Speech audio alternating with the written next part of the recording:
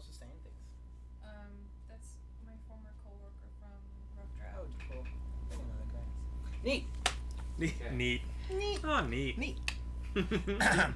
Brian, can you tweet? We're We're live. live. We are live. We are live. We're I guess I should start. Hey everybody, welcome to the Ass Podcast. That's the Animation Success Stories podcast.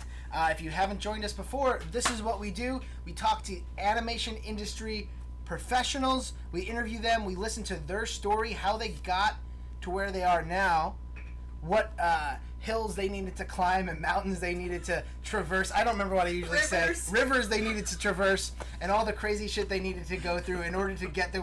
It's been a while. I'm a little rusty. There was so much wilderness involved. It's very good. There's a lot of wilderness. You know, it's all metaphors. It all leads to the ass. It's all leads to the ass. But yeah, essentially. Brian found that funny. That means that was a good joke. If Brian finds it funny. Check. Yeah, so we're here at the Animation Success Stories podcast. Today, in the ass, we have Adam Toews right over here. In Adam, that ass. He's deep inside of our ass right now. Adam Toews is a supervising director. He has worked on shows such as Squidbillies, as Aqua Teen Hunger Force, and most notably Archer. He is currently the graphics supervisor on Alien News Desk. Is that a show we're allowed to talk about? Or Yeah, we it's can say it's out that? on Hollywood Reporter and Deadline. It's all announced to the universe. With Cool. me. And With Sabrina. Yeah. She's on that show. Today we are going to find all about Adam's ass. We're going to find about. Sorry guys, I don't know if I can do the podcast anymore. It's about my ass. You already signed your name. Okay. He's I like- already signed the contract. Oh, man. He's like Hank Hill. He has a fake butt. I remember that. Remember that episode? A faux butt. I've been binging that since it's been on Hulu. It's a good show. So today in the ass again, one more time, we have Adam Toews. So I hope you guys are ready because we don't have an intro anymore, and we're gonna dive right into it right now. Welcome to the ass. I'm Anthony. I'm here with Sabrina and Brian, like always. Nick's behind the camera. What's up, Nick? What's up, Nick? He What's up, waved. Nick? Believe it. So Adam, thanks for being here, man. Yeah, a pleasure. Yeah. Pleasure to be here. Thank you. The toy box? Yeah. That's what it is? That's what we call it. Yeah. Very impressive. Yeah. The collection. And I probably should have asked before we went live. This monster. It's my pet monster. Yes. My pet monster, yeah. I was probably my most rented VHS Me too. growing up. Yep. And I think there were like 5 movies they did. Well, there's the live action movie and like 3 or 4 animated movies. Okay, the live action one is the only one I fucked with. That Okay. one. Am I allowed to curse on this? Yeah. Is it, okay. It's the only one I fucked with. We'll bleep it. Don't worry. Okay, No. good. I don't care. And it was such. I remember like also too. Whenever I got sick, that was my nightmare. Like it was my favorite thing when I wasn't sick, but when I was sick, it turned into my mortal enemy. It was like a fever dream night. Yeah. that you had? Oh wow, that's creepy. Where like all my friends turned in. Like it was like it haunted me. Yeah. It was like I mean, the live action movie was. There was a lot of at the creepy time stuff very back then. intimidating. Oh yeah. That thing came No, out see now live. it's good times. But Okay. if I get sick over the course of this Make- podcast, it'll make go amends. horrible. Yeah, Make because amends. the That's been basic following you. the basic My Pet Monster plot is that it's a monster that's really looks like a stuffed doll, but Yeah. like at night or if it trusts you enough, it will come alive. Oh, Yeah. it's like the Be your movie friend. Dolls. Yeah, Does it except kill it people? looks like that. Like it's It would, yes. It kind of beat up your bad guys. Yeah. in It your beat up life. your Yeah. like bullies. Oh, okay, because Yeah. dolls, It they beat actually bullies. kill people. No, it's not. It's not. This is a kids Yeah, movie. this was kids. This for kids. Oh, okay. Kind of. I mean, look at Yeah. it. Yikes. The 80s toys were interesting. Yeah. I mean, we had E.T. My aunt, for my probably 8th or 9th Christmas in this world of Earth, bought me a full life-size E.T. doll, and creepy. thought it was for her enjoyment, not mine. Okay. She would chase me around the house with it. She would drive to my house and put it in my closet while I was at school, so that when I got home from school, it was like it was haunting me. Yeah. Your aunt's like one of the best people ever. Yeah. Yeah, tell her that. No, she is. She's a sweetheart. She just our family has a long, deep history of abusing one another. Okay. For Playful- pleasure and playful- enjoyment. Yeah. Playfully Yeah. abused. Yeah. Don't call typhus. Yeah. Cool. So Adam, let's dive into some questions Yeah, here. yeah, let's go. Do you want to go with the first question we always ask everybody? Please. Let's do it. All right. What is your first animation memory? What is your first animation memory?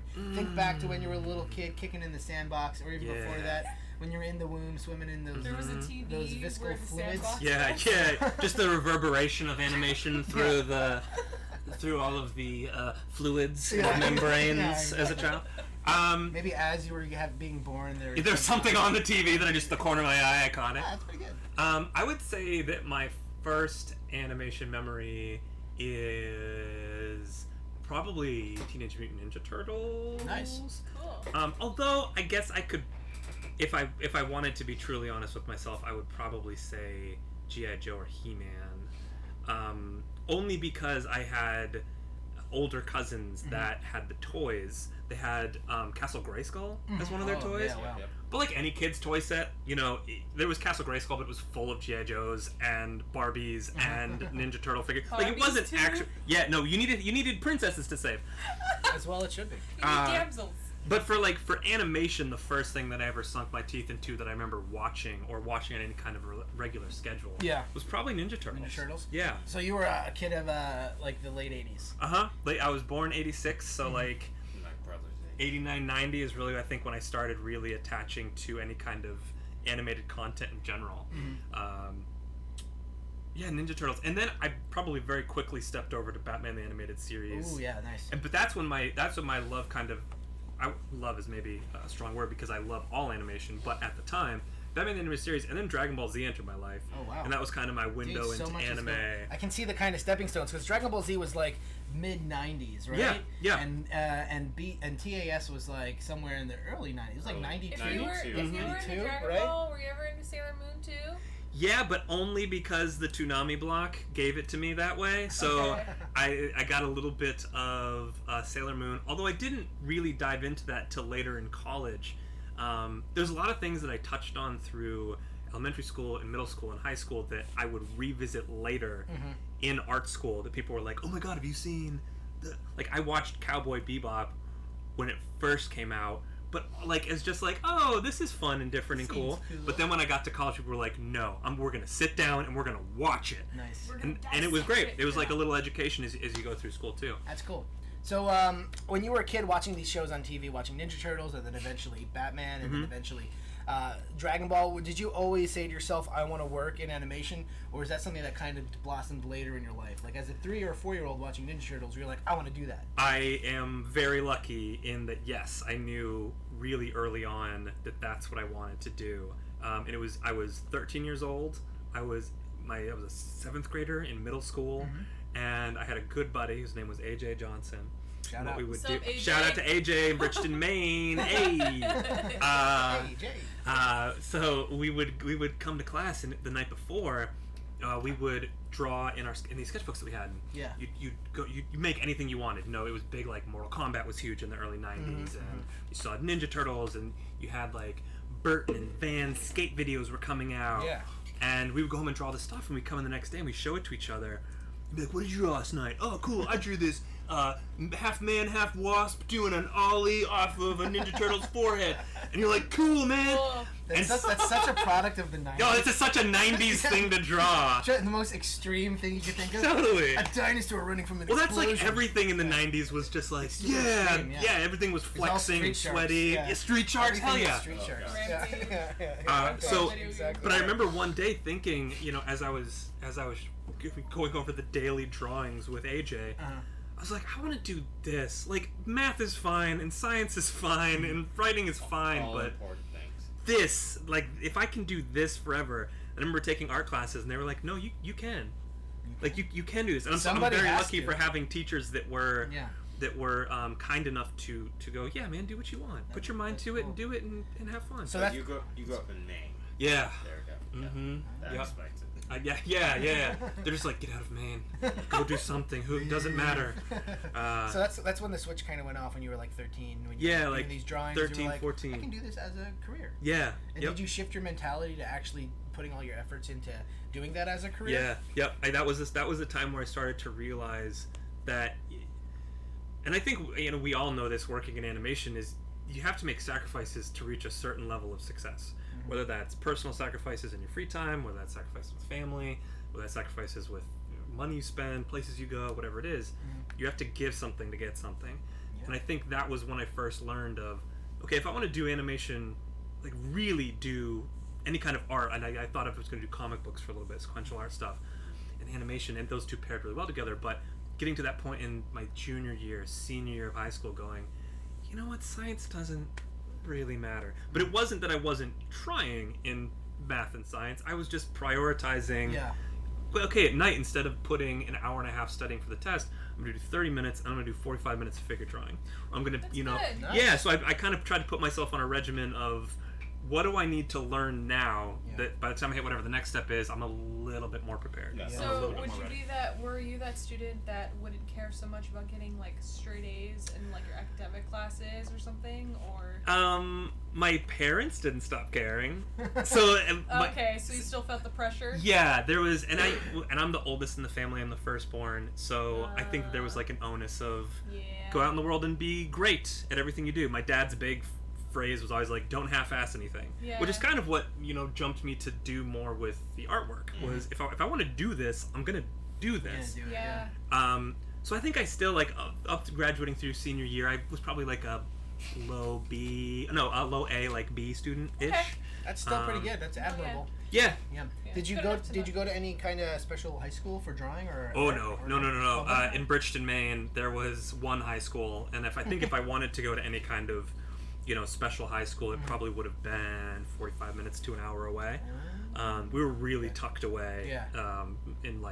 We're in like the southwest corner of Maine, so like right on the New Hampshire border. Oh, cool. But I also was one of those kids growing up that has like 1 foot in the millennial camp and 1 foot in the Generation X or Z or Y camp. I think it's Why? X. Why? It's Yeah. X. Terms. Yeah, Who came up with who knows? But it was like I had access to the internet, Oh, so yeah. I had message boards and forums, and there was a lot of. for sure. I remember getting one of my first scanners. It was like I wouldn't like scan in anything above 72 DPI. It was like a real bare. It took like 45 minutes to get a good clean scan. Yeah.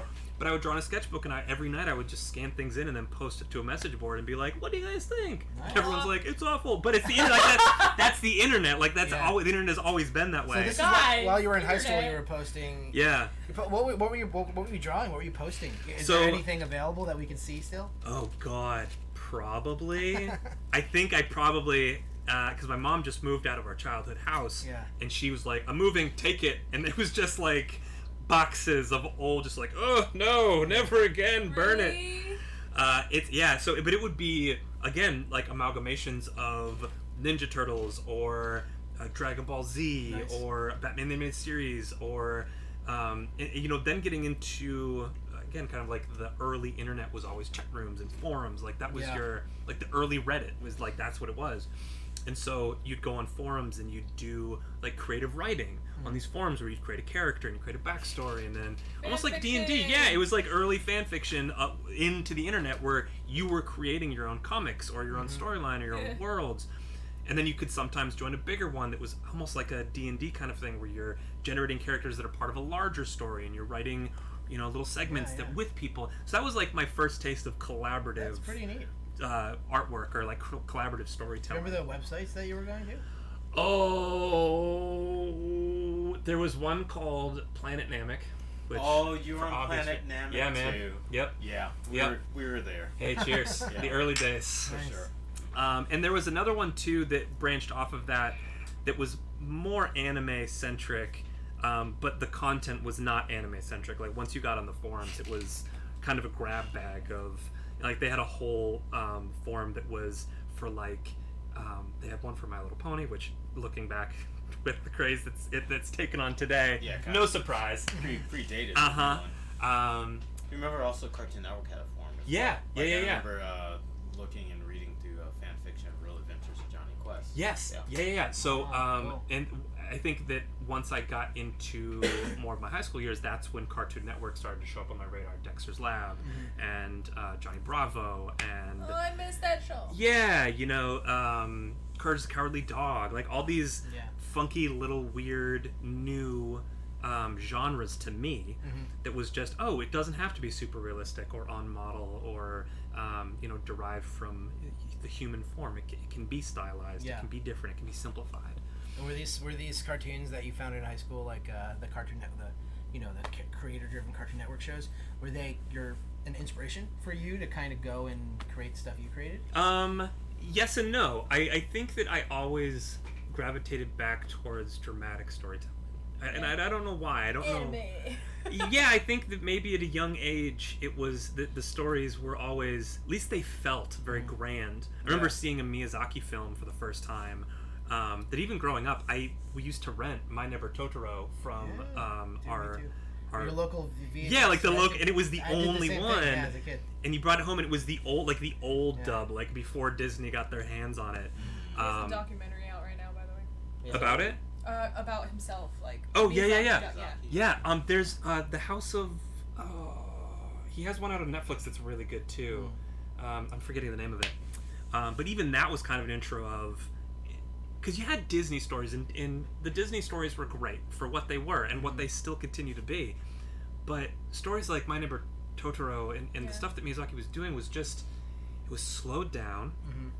It lets you spend time in a world without rushing to act breaks or some kind of tension that needs to arise all the time. One of the things that foreign filmmakers, I won't just say Japan, but usually foreign filmmaking does is not as much a commercial property, which means they treat animation just like film. Yeah. Yes, So, which is refreshing. Yes, absolutely. It's so nice to see somebody treat it as a medium and not a it's just genre. not a medium. Yeah, exactly. So that's what I always gravitate towards. But now that I am an older man, I do gravitate back towards, okay, what kind of stylistic twist can we put on things? Because it can be story dependent. What kind of story you're trying to tell. Cool, then what kind of presentation do you want to give? Everything is a chance to be an icon for something. If you use your design smartly, Sure. smarter. That's If a you use word smart now. design, Yeah. if you Word use now. smart design, you can get away with a lot with Wisely, very there you little. go. Wisely, yes. Use design wisely, smartly. I'm just gonna go. I'll see you next time. Oh, I'm smart. But I think I've come kind of circling back to it in with the things that currently inspire me. Just how simple can you make it? Yeah. But can you still keep a dramatic story with a simple style? What does that look like? Yeah, as long as it communicates what it needs to communicate, right? That's Yes. what's important. Yep. So after high school, what happened? Where'd you go to college? Did you go to college? And Did what skills did you hone? I went to the Savannah College of Art and Design. You went to Savannah. You Scat. might know some people I know. It's funny, like after graduating, just seeing the kind of tendrils that the college is putting out for people where they are now and what they've been doing. But I went to school in the Savannah campus. They have an Atlanta campus now too. And You study animation? I did. I majored in animation, and then I ended up minoring in sequential art. So I spent half my time in the comic building, and I spent half my time in the animation building. And I loved it. It was really great. I had teachers that had worked at Disney for years. I had teachers that were across a broad spectrum within the industry. Yeah. Whether they were in comics or whether they were in feature animation or TV animation or some figure drawing, concept art stuff. And then graduated right in the heart of the recession. Yeah. Which was fantastic, Nice. but was lucky enough that after almost a year of kind of banging the drum of looking for work, I ended up landing my first internship in Atlanta, working at Radical Nice. Axis, which was this where during college or this was after? post college. Yeah, once I Post-college. graduated. Was this on Aqua Teen? Yeah, I ended up working on Squidbillies and Aqua Teen was like my first. Although my sophomore year, I ended up working at Cartoon Network for a summer. Also in Atlanta, right? Also in Atlanta, yeah, and I worked on Harvey Birdman. Ah. Was like the very first thing that I ever touched. How did you get onto it? Like, how did you get your first gig? Like lots of things throughout life, luck and chance. I had my room. Long convoluted story that I'll try to keep short. That's fine. This is where it counts. Okay, Yeah. my roommate at the time went to a church group in Atlanta. One of the members of the church group knew someone who was working at Turner. I spend a summer with my friend. I meet this guy at the church group. He goes, "Oh, I know this guy Victor. His name's Victor Beitzel. You should come and intern with him. I'm gonna tell him that you're my nephew and I'm your uncle, and he'll just based like, on a lie. yep." That's how So you do it, kids. Might lie your way into the industry. But yeah, that was my in. Was a friend of a friend helping me. I tell people all the time that if you want to make it in the industry, yes, work hard and yes, be diligent and always put your best foot forward. Always be ready for every opportunity. But also, it's gonna happen when you're not expecting it. There's gonna be some luck and some chance involved. and it's usually going to come through the kindness of strangers in some way. Whether that's a producer taking a chance on you because they like you. My first internship that I got at Radical Access, I've talked with those people that have hired me since. The only reason I got that was because I sent handwritten letters on like monogrammed paper to each one of the people that I met with. Okay. And was like, thank you so much for meeting with me. I can't wait to make it like this a more full-time thing of working in the industry. I hope that I get the chance to work with you again. And that's why they brought me in. Was Okay. for that reason only. So people taking a chance. Yeah, or making yourself memorable in some unique way like that always helps too. Yeah. Personal touch, you know, Yeah, any for way sure, yeah. any way you can, because I think that people can smell desperation. Yeah. yeah. Oh yeah. You know, I think you've sat in enough interviews, Oh, yeah. or you've looked through enough portfolios to go, oh, okay, you really want to be in here, and there's kind of a turnoff to that. But that also matches with the being prepared. Like, Yeah. even if you did the personalized things, even if you were desperate or not desperate, if they saw your work, like, this person can't do it. Totally. That still wouldn't. Yeah, count. absolutely. Absolutely. Yeah, for sure. There'll be a balance there. Like somebody that's has that smell of desperation, but is super talented. Yes. You know, will probably balance out with somebody that's actually confident, but Absolutely. somebody Yeah, that- people that are personable, that you get along with, that, you know, you can vibe with creatively, but their stuff is like, Yeah. Yeah. Yeah, it's definitely some kind of nice yin and yang to that. Yeah, So you definitely want to grab their attention somehow. Yeah. Yep. for sure, Yep. you gotta leave an impression. That's right. Did you do any internships during college as well? Or was it after? Just the Harvey Birdman was the only internship I did during college, but Okay, it was gotcha. like not accredited because it was through a friend of a friend. And then the Radical Access internship was post graduation. Was that paid? No, it was not paid, but it was Oh, also post-college, not not union based, so Okay. Right. it wasn't like the most. It was 3-ish months, I think, of unpaid work. What were you doing as an intern? Were you doing normal intern stuff like coffee and? No, I was doing full animation. Oh wow. Yeah, which again, I think But for that show. Yeah. based on It was you for know, Aquatine, right? Aquatine and Squidbillies And both. Squidbillies. Yeah. Okay, cool. So you're doing full animation as an unpaid intern. Wow. Which I get, I took it upon myself. I knew that going into that wasn't, if that was a union, that would have been a no-go. Yeah. But I knew what the opportunity was for me at the time. I still, to this day, tell people that get internships, whatever, I go, hey, push to get paid. You should be getting paid. Yes. If you're not, you shouldn't be doing any final work. You should be learning. Somebody should be teaching you. That's the only reason you should be unpaid.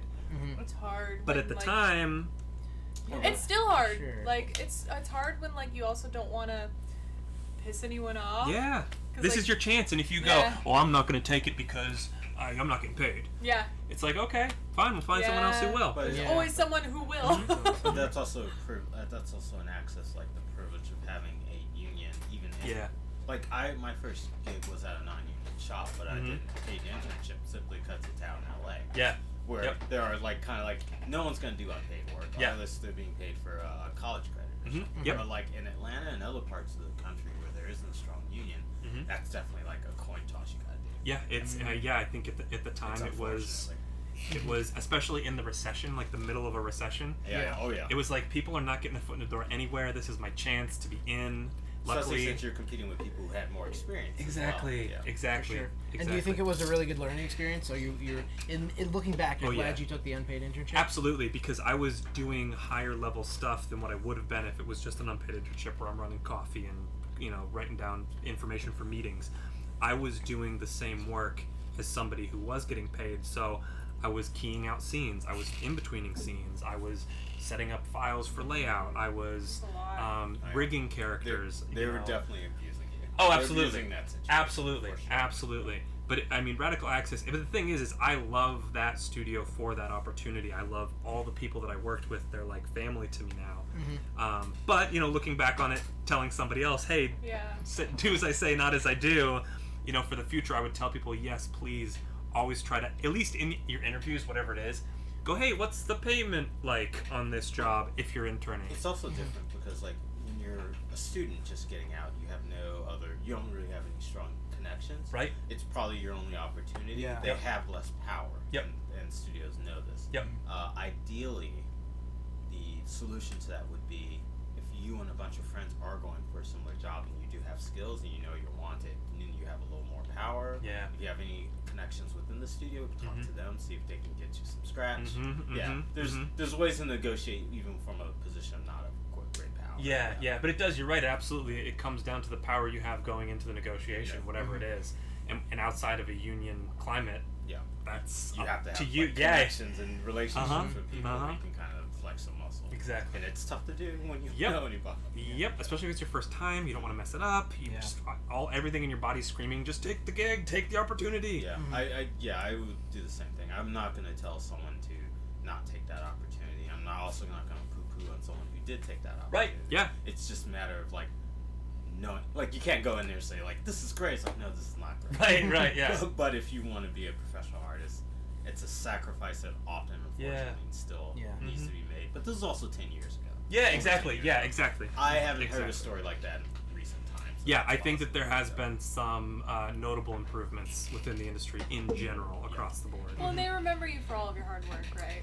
I got a job for it. Yeah. I did an internship, and once it ended, a month later, they invited me back. Yeah. Oh, nice. I was on Aquatine for another month, and then I switched over to Archer. As an animator? Yep. Nice. Yep. Yeah, it was kind of, and again, a series of chance events of, once I was invited back to Radical Axis, I was working on that, and I was working on Aquatine, I was working on Squidbillies, and Archer got season 1.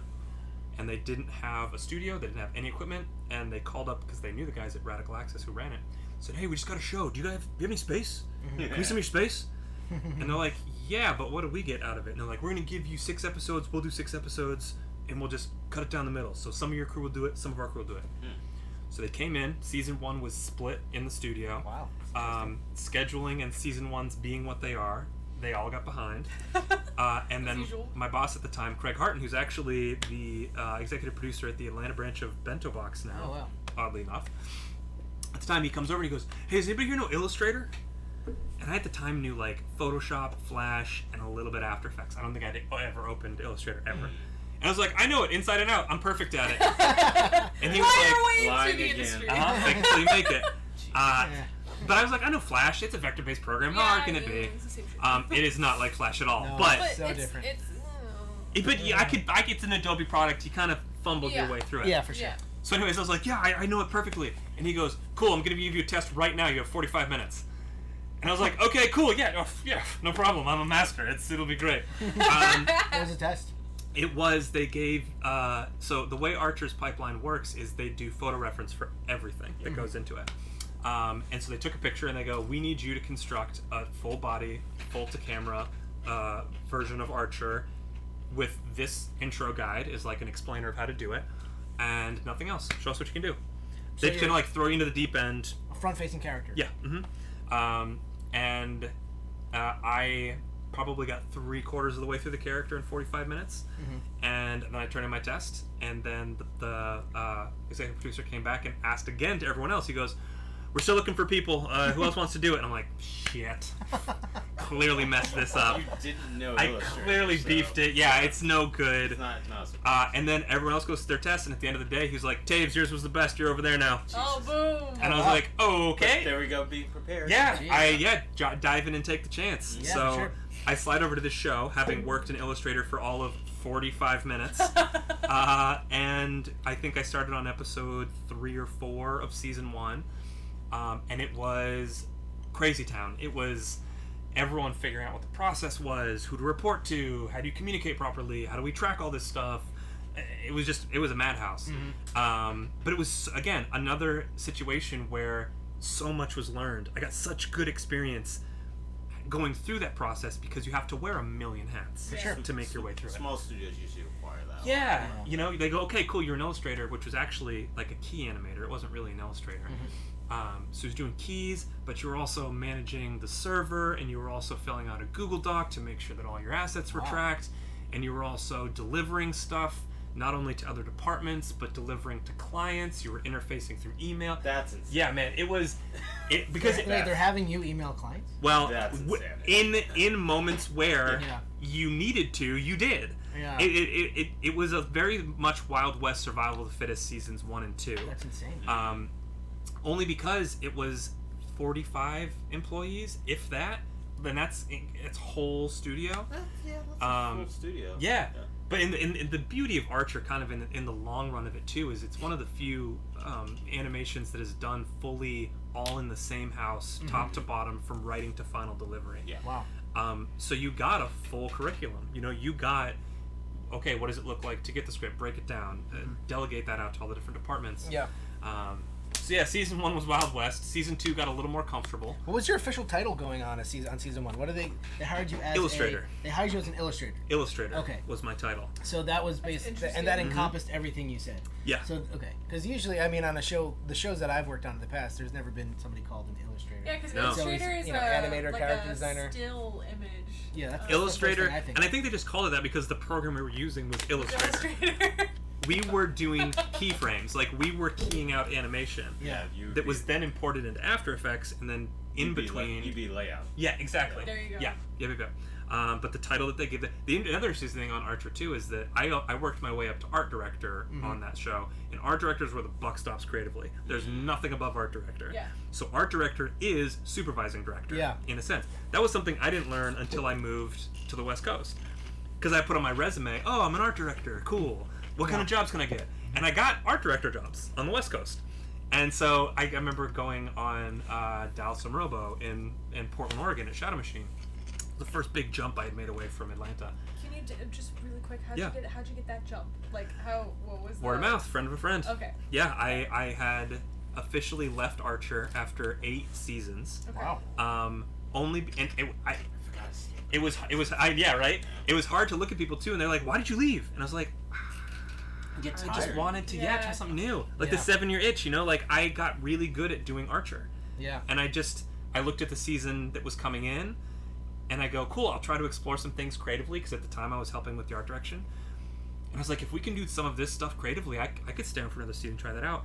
And just through rounds of notes and things getting revised, it just was going to kind of be same format, same situation. Which again, like from a producer standpoint, I get it. You got to keep the ship moving forward. Also, admittedly, Archer's changed it up more so than any other Big show time. I can think of. Yeah. Big time. So. Now it comes down to Adam Reed, the one writer that they have, is writing it by himself. So for him to keep it fresh. I didn't know he was writing that whole thing. Yeah, So. solo, man. That's nuts. I had no idea it was one guy. Yep. Just one man and probably a bottle of whiskey. Yeah. The writer's assistant. That's the magic. Yeah. So that's why everything would change every few seasons, Yeah. because he wanted to keep it fresh for him. Sure. So I was going to ask, you were saying a story a minute ago about moving over to Portland and then realizing that supervising directors could like veto stuff you approved. Is that what you were going to get at? So the interesting thing was I got the gig as an art director, and I came with a certain set of expectations, because art director on Archer means you were giving feedback on storyboards, you were sitting in on edits, you were giving design notes for layout, you were giving design notes for characters, you were sitting down with the 3D department who was building sets that they would then render out, that would then go to the background departments. You're setting cameras in 3D with the 3D department, giving final notes and final on cuts that are final passes. Plus, we didn't have production coordinators, not in the traditional sense. So we were also tracking assets and how that interchanges between departments and how deliveries would be set. Wow. So you're doing everything, and that's kind of the gig of a supervising director. So I'm coming out to Portland going, cool, art director, no problem. We'll be doing art, I'll be checking storyboards, and they're like, no, you're just doing art.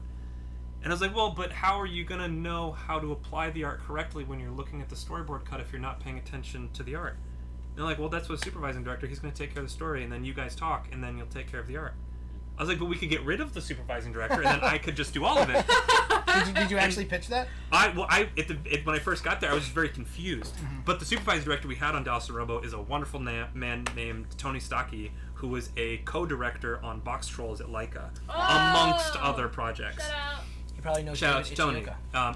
Fantastic man. So having him at the helm directing story, I'm not getting in front of Tony. Like, do your thing, man. You know how to tell a good story. You didn't tell him, we don't need you, get out! Right. But it was also Tony's first animated project. He had only ever done feature film. So that was interesting coming in, too. The way that he approached boards. It was the first production I'd ever been on where he printed out every storyboard pass and put it on a wall. And would do it manually with, like, crossing stuff out. I like that. I don't. Adventure Time was done like that. Oh, really? It's Don't like if it? the show's simple and if the communication's set up correctly, I think it's primo. Go for it. Okay. But when you're like on a turn and burn schedule of a week every episode to get You through don't. stuff, There's no you don't have time to print Feature- stuff out. I heard that feature people are used to the slower schedule because Oh they. my yeah, God. You really? Well, they're just. I think they're more tactile. They're more tangible. Like they Yeah. want to touch it and feel it and move it. They have time to do these. Mhm. things. Yeah, because they have like a few years, right? Yeah, like a Mhm. buddy of mine, my friends Ryan and Fawn, they used to work with us when we were on the Looney Tunes show. Mhm. So they come from television. Then they moved over to feature. They just worked on Wreck-It Ralph, the new one. Mhm. So one time I talked to Fawn when she was working on Frozen. I'm like, so it was like, how much work did you do this week? She's like, I maybe did 7 drawings. I'm like, fuck you. Yeah. Yeah. Fuck you. Yeah. Wow. Only 7 in a whole week? Yeah, That's no, I'm sure that was killing it. almost one a day. Yeah. Cool. What? There's so much time in feature, but the Yeah. thing with feature and why they have to print out the boards, it's a lot of like doing it, redoing it, doing it, redoing it, doing Oh. it, redoing Yeah. it, redoing it for years. And I Yeah, think they that want it there's something perfect. about having it physically too, especially with boards, of going, this sequence doesn't work, let me change it on the fly, I'm just going to move that down here, I'm going to take Right. all these down, I'm going to move this segment up. And they can sit on it for like a week figuring out like the best placement. Yeah, and it's like, easy to setting see it up. big picture that way. Yeah. Yeah. So you can see like a whole act, where Yeah. instead of a PDF where you're scrolling through Yeah. shot by shot, Yeah. it's just, I get that kind of big picture thinking, Yeah. which I think is great. In Well, television, we have to do that in a day. Yeah, exactly. Yeah. Yeah, how do we Well, streamline and that? it's stepping away from the computer too, like, Yes. to some extent. Yep. And that always helps It, creatively. I couldn't agree more, but sometimes the schedule is you're barking like, down your... "No." Yeah, it's so Yeah. tight that it's hard to do that. I learned that lesson. Like even like one of the art directors I worked with on one show, he was like the art director on Great Mouse Detective. Mhm.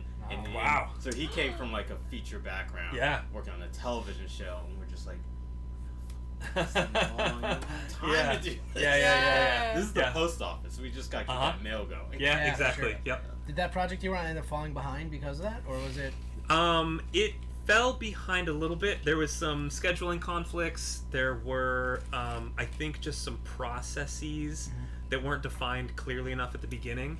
But I think honestly, for the price point that, and this is personal opinion, for the price point that YouTube paid for the series, What was the name of the show again? Dallas and Robo. Dallas. I've heard of it. Yeah, I think I heard the name. But our episode 1 and 2 is, I think you can watch them for free, but it was for their premium service. Can you link Okay. it? Yeah, Dallas and Robo. Dallas and Robo. It's John Cena and Kat Dennings are the 2 leads. Oh wow. I love And it's Kat Dennings. it's kind of Yeah, like Kat Dennings is truckers in space, Oh neat. like space truckers. Very Adult show or kid That's show? a movie. adult show, Adult big show. time Oh, adult okay. show. Yeah. And again, for what they paid for it, I think we over delivered across the board Nice. in terms of what they got back. I saw some of it. It's visually pleasing. It is, yeah. Well, the thing was too is you had these moments where you're putting everything together and you're like, oh, is this gonna mesh? Like, is this all gonna? And then when you saw episode 1, you went, okay, yeah. And then you saw the After Effects pass, and you're like, oh, okay, nope, we're Now I in. It was get it. missing laser beams and lights and like all the Yeah. space stuff. Yeah. And the team was very small. The animation team was also very small. We ended up kicking it to Big Jump Big in Jump. Canada. I've gone to Big Jump. on Yeah, several productions. Yeah, they're great. just really good. Again, there was some moments of miscommunication along the way that could have been stronger, could have been better, but that's Yeah. I think any production. Yeah. For sure. Um, Hey, do you mind if we backtrack just for one Please, second? yeah, I have a- kinda have jumped a- ahead. I have a question for you about Archer. Mm-hmm. So you said you were on that for 8 seasons. Yep. And you started doing a test in Illustrator in 45 minutes. And eventually, you made it up to be an art director. Yeah. So can you take us through that process a little bit of exactly how that 8 year was it 8 years or was it more or less? It was more or less 8 years. Yeah. Okay. It was. I left at the very beginning of season 8. I think we had just gotten done episode 1 and 2. Yeah. We just had a pilot that was going through that was going to be huge, and ended up disappearing and dissolving. Like, Pilot. it was called Cassius and Clay, and I think it was announced. It was going to air after Archer. It was also like a trucker comedy, but set in post-apocalyptic United States in the 80s. We love these trucker comedies apparently. Yeah, man, it's the big thing. And Megan Gans was from Modern Family, one of the head writers of Modern Family, was signed on to be the head writer on it, and they couldn't agree on a script that they liked. Oh wow. And so, but it was signed on like, well, you got a season, you got a series, you got all this stuff. Wow. and then it just kind of dissolved. And that was towards the end of Archer. That was Right towards the end. So when that happened, they had a round of layoffs, and at that time, I went, you know what? If there was a time to gracefully exit that could help This the is the company, time, yeah. this is the time. Nice. So But that rise that too.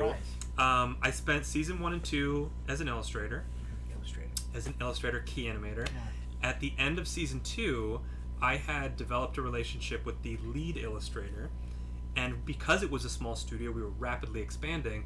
People constantly got kind of shuffled. Okay, so the director of backgrounds is going to come up and be the supervising director for this new pilot that's coming through, which means we need a new director. So pieces were like constantly shifting. So after season 2, the lead illustrator becomes the illustration director. They need a new lead illustrator, and I developed a relationship with the lead illustrator. Gotcha. So I slide up season 3. Season 3 and 4, I am the associate illustration director, along with my good friend TJ Buford, who is the illustration director. Wow. There's titles I've never heard before in animation. Yeah, it's basically animation lead. great. It's basically an animation lead. I did 2 seasons on that, so seasons 3 and 4, I helped direct the animation on that. Mm-hmm. And then season 5, which is the one where they go vice, Yes, and it's like that's all the Vice. cocaine and drug running. Yep. We got a new show, Chosen, that had started up. Oh yeah. And at that time, Sounds kind of familiar. Did that end up going that serious? aired after Archer. Yeah, It did, we had right? season 1 with that. Okay. He was like a white rapper. Yeah, he was a Yeah, ex-con white rapper I who do happened to remember that. prefer men. Just kidding. And he was callous and he was in your face, but he was kind of lovable. Yeah. It was a very interesting show, and I think that FX at the time wanted to kind of push the envelope Yeah. in terms of the storytelling that they're going with. So Chosen starts up, and again, that kind of shifting of pieces and places takes place. Mm-hmm. I shift over to storyboards on the show for Chosen, and over the course of 6 months, like 6 or 7 months, I went from storyboard to associate art director to art director in like 6 months' And time. this was on Chosen? On So Chosen. you became art director on Chosen. Yes. Gotcha. So, and again, very quickly. Were you working on this in between Archer? It was a little bit. So I was kind of moonlighting on both shows for a little bit. Got it. Because you were like trying to set up the illustration department on Archer to be a-okay as you slowly step away. TJ had stepped off to another department, so I was technically running the department for a bit.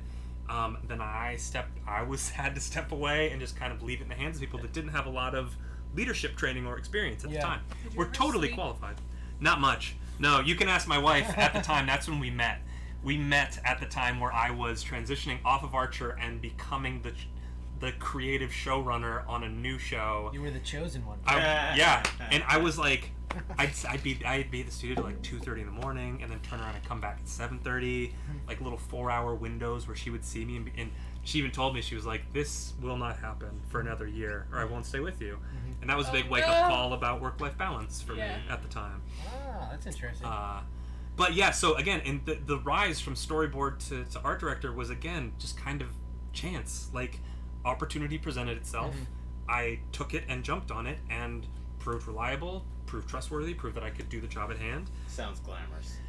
Yeah, it's funny because as I like the behind the scenes of it all, there's this poster I always think of. My mom had it growing up, and it was a ballerina's foot, and it's the 2 feet. One is with the point shoe on, and the other one is with the shoe off, and it I've shows seen what that- the I've foot seen that looks one like before, yeah. without the ballerina shoe, and it's like blisters, band-aids, Yeah. sores, like just gross looking feet. Yeah. Well, And the some people. well, sure. For me, I'm like, I love those feet. Well, but the paraphrase slogan at the bottom Yeah. was like, everyone wants the beauty without the hard work, Yeah. more or less, or like they Yeah. don't see what goes behind all the hard work to get to that point. And so that at that Very time true. was very much like wasn't sleeping, wasn't going to the gym, wasn't eating good food, but You were the again, blistered ballerina. creatively fulfilled more than I've ever been, just Yeah. because it Did you was. just call him a ballerina? Yeah, he, no, he was I'll the, take it. He was the blistered ballerina foot. Yeah, I'll take it. So what metaphor? We've had numerous guests mention kind of like what they had to do to get in the industry, but you're the first person I can recall that actually said the word sacrifice. Yeah. Yeah, I think It's so. big, I was thinking man. that too. It's I didn't, especially at that time, going up to being art director, didn't see friends, didn't go home for holidays, wasn't working out, wasn't taking care of myself. Yeah. And I think that's the time that I realized that you see these people that have achieved greatness of some kind, people maybe you idolize in some way, and just inherently resonating with this idea of like they have had to not do something in their life, whether it's Sometimes it's obvious. yeah, exactly. And I think too, and this is kind of I'm spinballing, but I'll spin it back very quickly, I promise. No, it's fine. But you see people that are maybe in the Hollywood scene getting called out for their behavior, not being on the up and up. Perhaps they are a little too touchy. Perhaps they are a little misogynistic. Whatever the things may be. Thinking about how you get that much power. What do you have to sacrifice to get there? I can see people getting to that level and feeling entitled. Yep. Of like, I have given up so much to be here, and now I'm here. And now that I'm here, I'm gonna have all the things that I didn't have getting here. All the boots I had to lick, all the late nights I had to stay, all the times I wasn't home for people that needed me. Yeah, and I'm here now. And we also have societies that cater to that idea as well. Exactly. Yeah, that even when they have easy access to these things. Yeah. Or people that are reinforcing bad behavior, bad ideas. Yes, exactly. But there's a part of me deep down that goes, I kind of understand it. I don't think it's right, and I don't think anybody should be excused for any of that horrid behavior. But I can understand how someone can get there mentally. Yeah. Because it takes, I think, a very strong person to go through those sacrifices and not feel entitled to something. Because you do. Right. I think it's just human nature to go. Like, you're thinking about all the sleep you lost, the relationships and family, and the dates you missed out on. Stop knowing how to properly socialize. Right. Yeah, that. Also, yes. Yes, Also, which yes. behavior goes Isolated in your own little bubble, so you think that this behavior is okay, and it's not. And the second anything comes to challenge that, you're like, no, I gotta have my way because of X, Y, and Z in your head. Right. Yeah. Yep. I sacrifice so much. But yeah, so yeah, at that time it was. But again, I would do it all again in a heartbeat. Mm-hmm. So eventually you found the balance, because you were saying a second ago your girlfriend was going to leave you if you kept acting like that. So how did that come up? What did you have to sacrifice on the work end to keep that? I think that was the time where I really learned what matters and what doesn't matter creatively. And it kind of drives my wife crazy now, because that logic has transcended many things in my life of it's not worth it. You know, we'll get into a fight or something and I'll just be like, babe, this is not worth it to me. Yeah. The headache that this will cause for both of us is not worth both of us standing up for what we believe in such a strong way.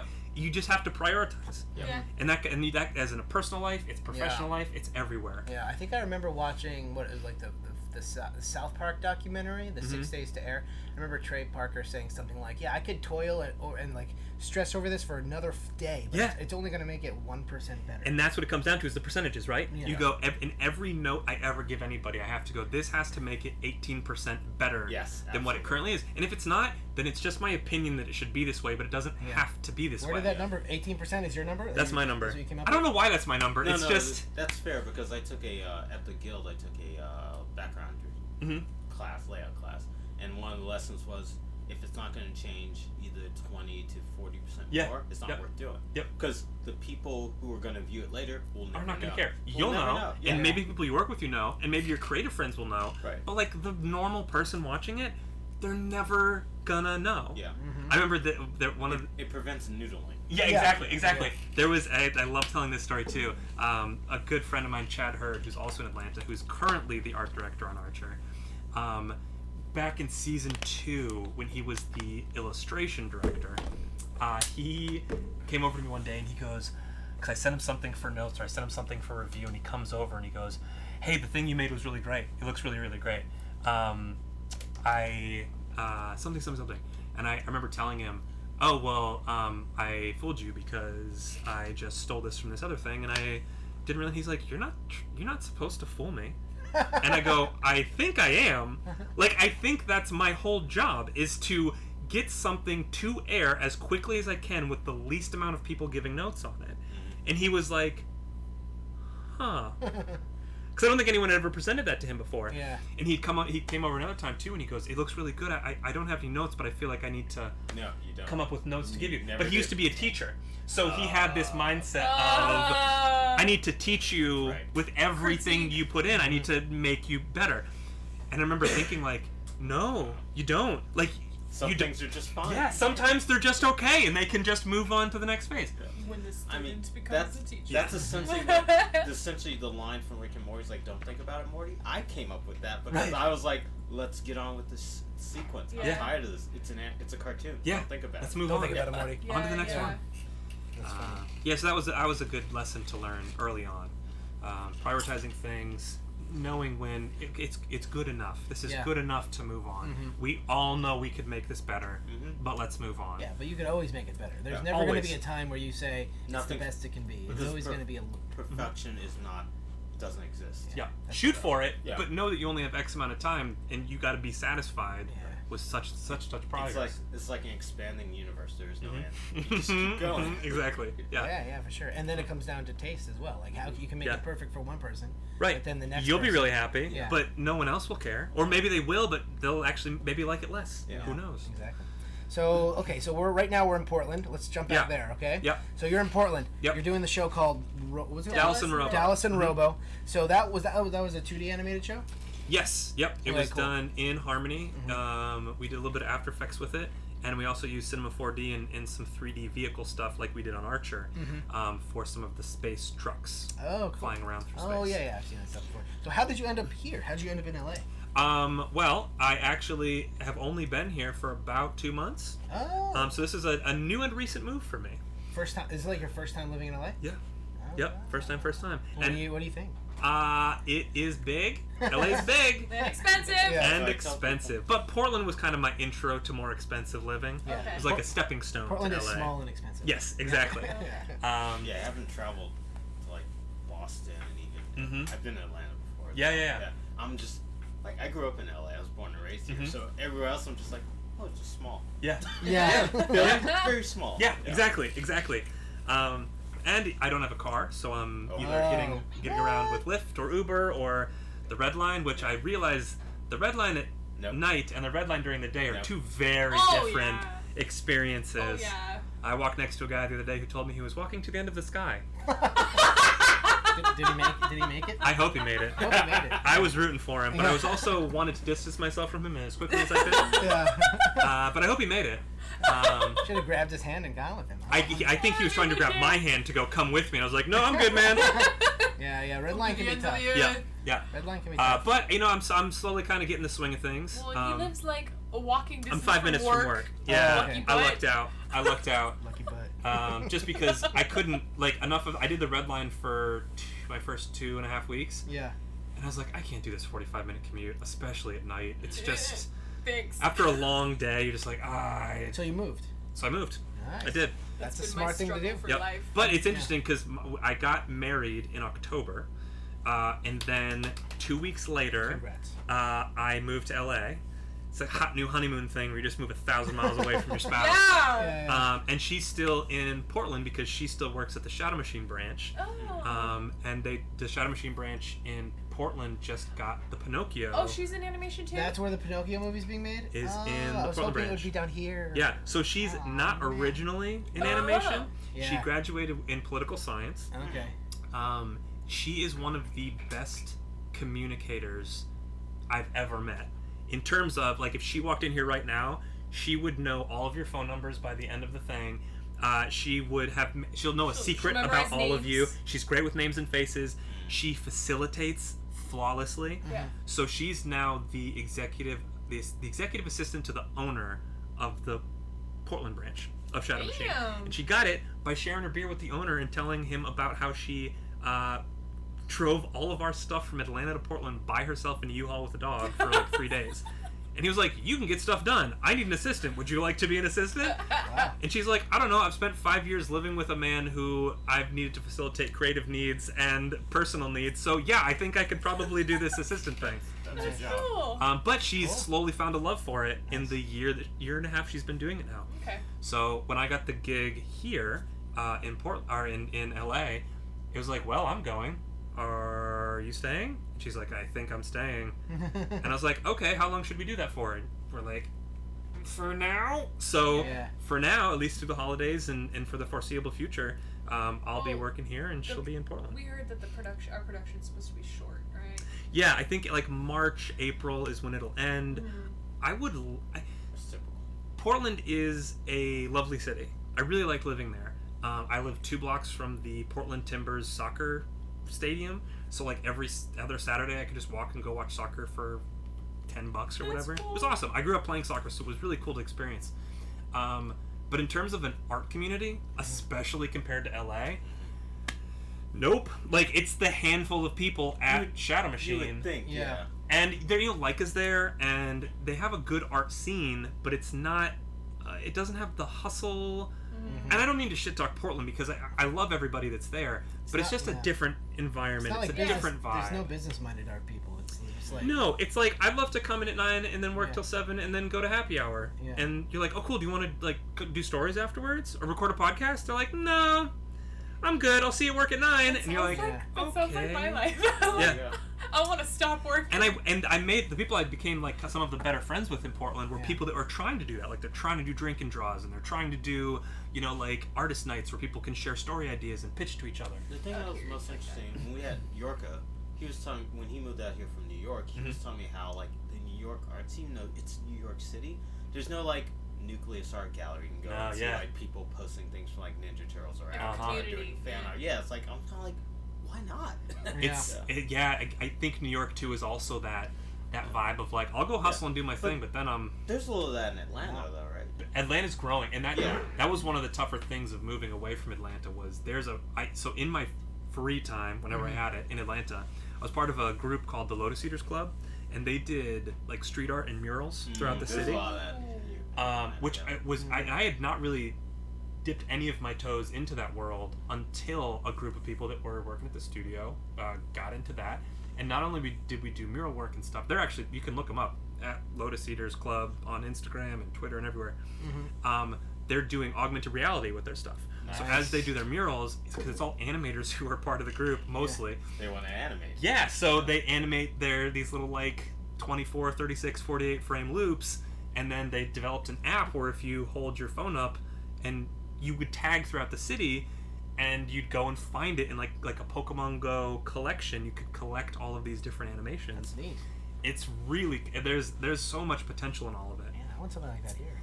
But it was a good outlet to have when you're not working full time. You could go do the street art stuff that then led to festivals, that then led to artist markets, that then led to gallery showings. I want to do that on the side. It was so fun. I'm hoping to find something like that here because I haven't touched a spray can in maybe 8 months, which pains me because after doing it for a while, you just get this love for it. I think out here it's like independent artists. Yeah. Like they get paid to do stuff on their own. They do the downtown art walk, which might have something like that. I'd love to find another last... collective of people, yeah. of either people that want to learn how to do it or already know how to do it and just want, because we literally start it.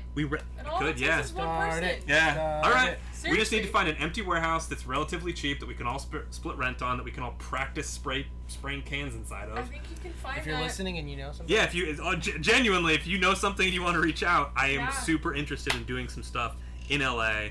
I went by Young Hawk in Atlanta. YoungHawk_ATL is the Instagram, and I haven't sprayed anything since Atlanta, which bums me out, but I miss it. There was a guy that did a mural for Rick and Morty on that one. Was that Jerkface? No, that wasn't. That's that toy. That toy store. I what's think his he's name? on It's Instagram. rad. It's really cool Ask stuff. him or something. He does murals. He did like Simpsons ones. Oh, and cool. everything, and Yeah. It's always like people having their faces melted off. Oh yeah. Oh. You know the guy. I do know who it is. Yeah. And all I can think of is Greg Mike, but he's an Atlanta-based guy. But it's very like graphic. Yeah, and he does like Dragon Ball Z characters that you can see the skeleton underneath and their face. Yeah. Yep. Ask him if you like have. I think he's on Instagram. I could reach out. Yeah, I'd love to because his stuff's fantastic, and I'd love to see more.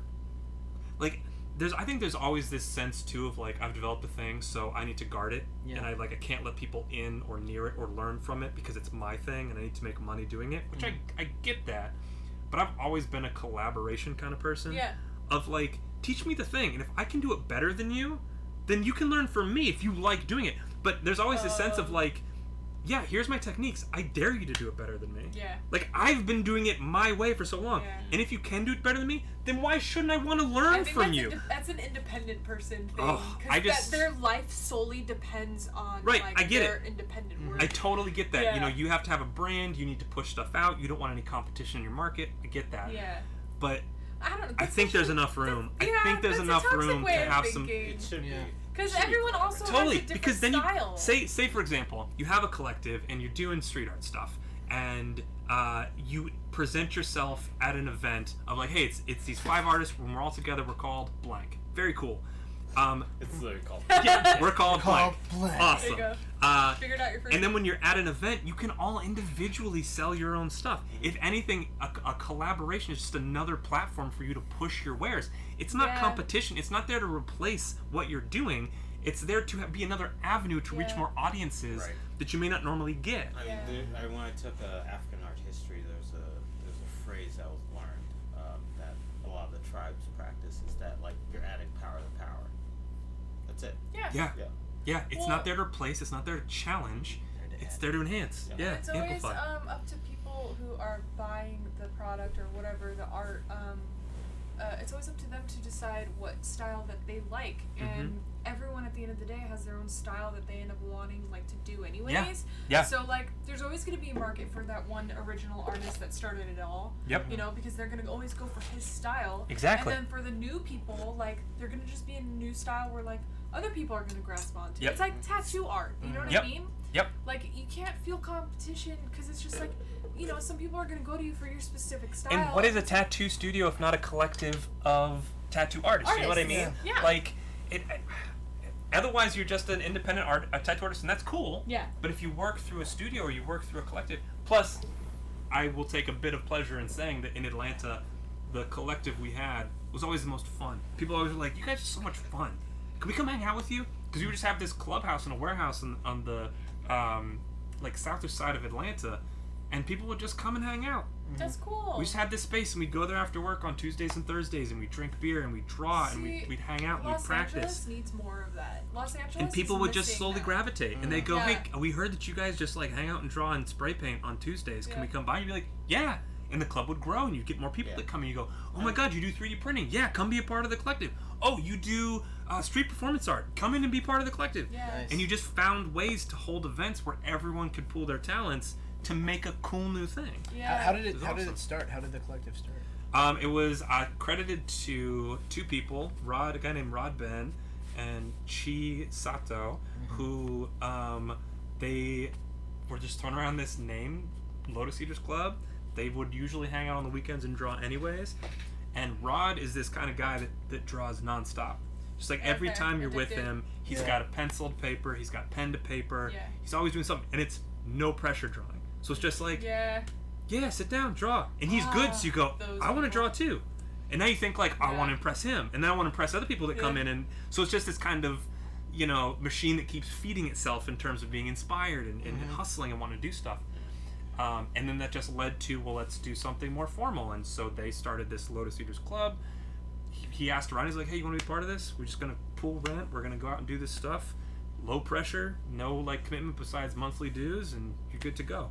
And renting the space out was like $80 a month. Oh my Would you God. just In Atlanta. Atlanta's affordable. Yeah, would you Jesus just Christ. paint over the same wall every single time? So we had wall space inside that we could paint on, and then there's places in the city that I don't want to say the city turns a blind eye to, but there's a place called Krog Street Tunnel.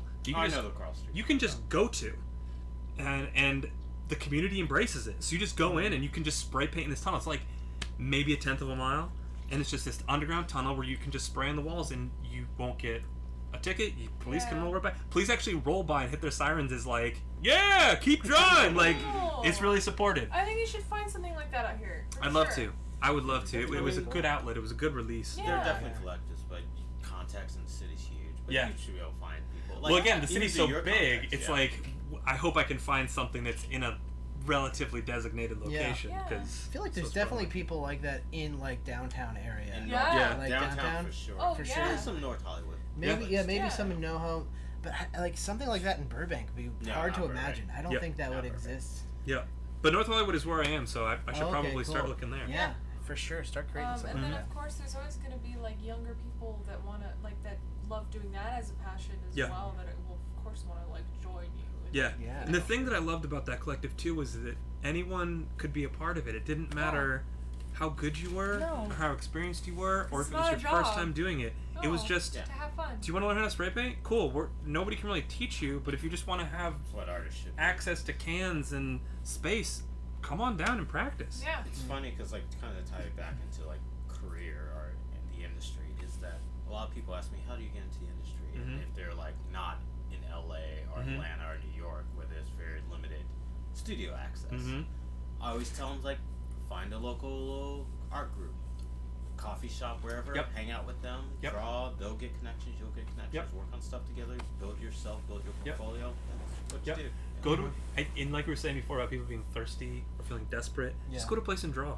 Don't, the minute you throw down expectations of expecting things out of people that you go to visit and see. Or desiring too much. Yeah, people are just like, no, but if you just go, show up, have fun, connect with them. With people, What like shows do you like? What do you like to draw? What's your style like? Oh my god, you see Deadpool? Yeah, it was amazing. Did you read the comics? Yes, I do. Like, that's how you network. Yeah. People usually think networking is like, hey, are there any job openings at your studio? It's like, I don't know who you are. Yeah. I'm not just gonna go like, yeah, and oh my god, Jake, you're here. Yeah, I've been waiting all this time for you to ask me about job opportunities. Come on in.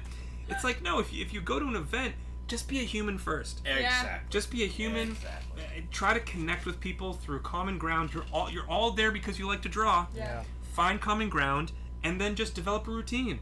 Because when they are thinking, oh, I need somebody for such and such a thing, they'll think, oh, Jake from the Drink and Draw. Yeah. Oh, he loves Naruto, and this new show kind of plays with that stuff. Whatever it is. Yep.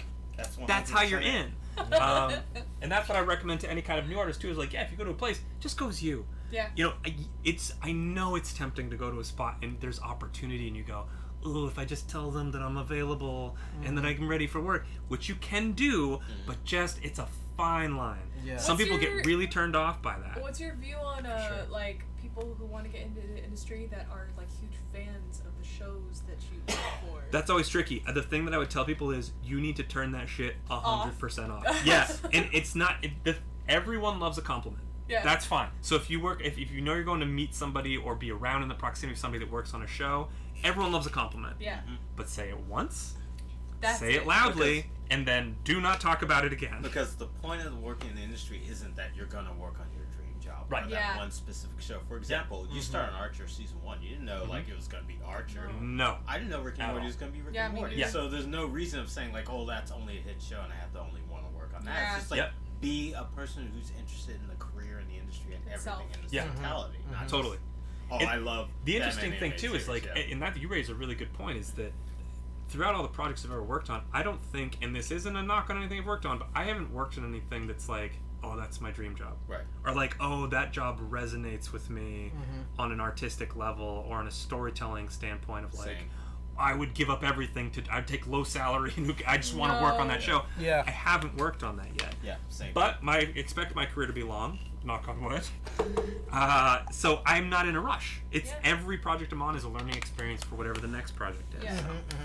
So, What would your dream job be?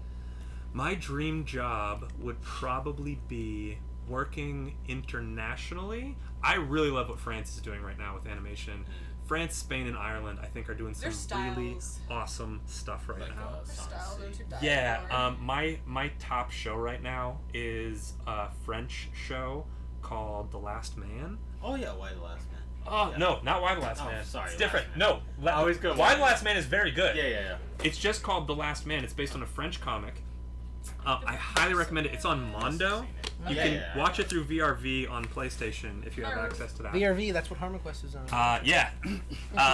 Verve. It's called The Last Man, and it's a superb series. Yeah. It is a clinic in how much you can get with the least amount of frames and the least amount of shots necessary. Wow. And the story is rad. It's to keep it short, it is a alternate universe gets opened up. These gods are like beings burst out of it, and they possess random humans throughout the world. You're introduced to this man who finds a little girl who's been possessed by the king of these monsters, and all the other monsters are trying to kill her, and he's protecting her from all these monsters. Wow. So he's protecting the king of the monsters, who's a little girl who's really supposed to be devouring and eating all the other monsters. It's adult as fuck. It's no holds barred. It is high anime. action violence. It's not an anime. No, I know, but it sounds. But like it is an anime. You know what I mean? Like, yeah. and visually, it's all done in Flash. And when you see the show, you're like, this was all done in Flash. It's just such a quality show, and that's something like more. And I think we're getting to that phase in American animation, where not everything you watch is going to be Kitty boiled down or some dick joke comedy. Yeah. Like, we're actually going, oh, you can have a drama being, and that's fine. For sure. Yeah, we're moving towards BoJack's that. kind of in that direction. That's what I mean. It's like you're starting to, and yes, BoJack's kind of. I feel like it got its start in like adult comedy. Like, that's where it started. Yeah. But then you have Rick and Morty's that are like, you got this deep dramatic vein that's running through the middle of it. That yes, it's presented as comedy, but it's really a dark drama. Like it's harrowing. That happens to be funny. So I think that's slowly becoming more profitable in America, because people aren't going to bank on something that's not going to make them money. Right. For sure. Yeah. And like you said, in Europe, it's not commercial. They're doing it because they want to tell a good story, or because it's. So that would be my dream job. Is something that's a little more telling that good dramatic story, but also pushing the envelope of what's being presented creatively. Yeah, because those are the things that inspired us. Yeah, exactly. Let me be that next wave for the next generation of whomever's looking at stuff. Yeah. TAS was ahead of the curve. So before we get on to maybe some questions for Sure. people who are listening, explain what you're doing now, like what your work now is like on a daily basis on this new show. So on Alien News Desk is interesting because it is asking me to flex creative skills that have been the weakest in my repertoire up till now, which is really interesting. That is interesting.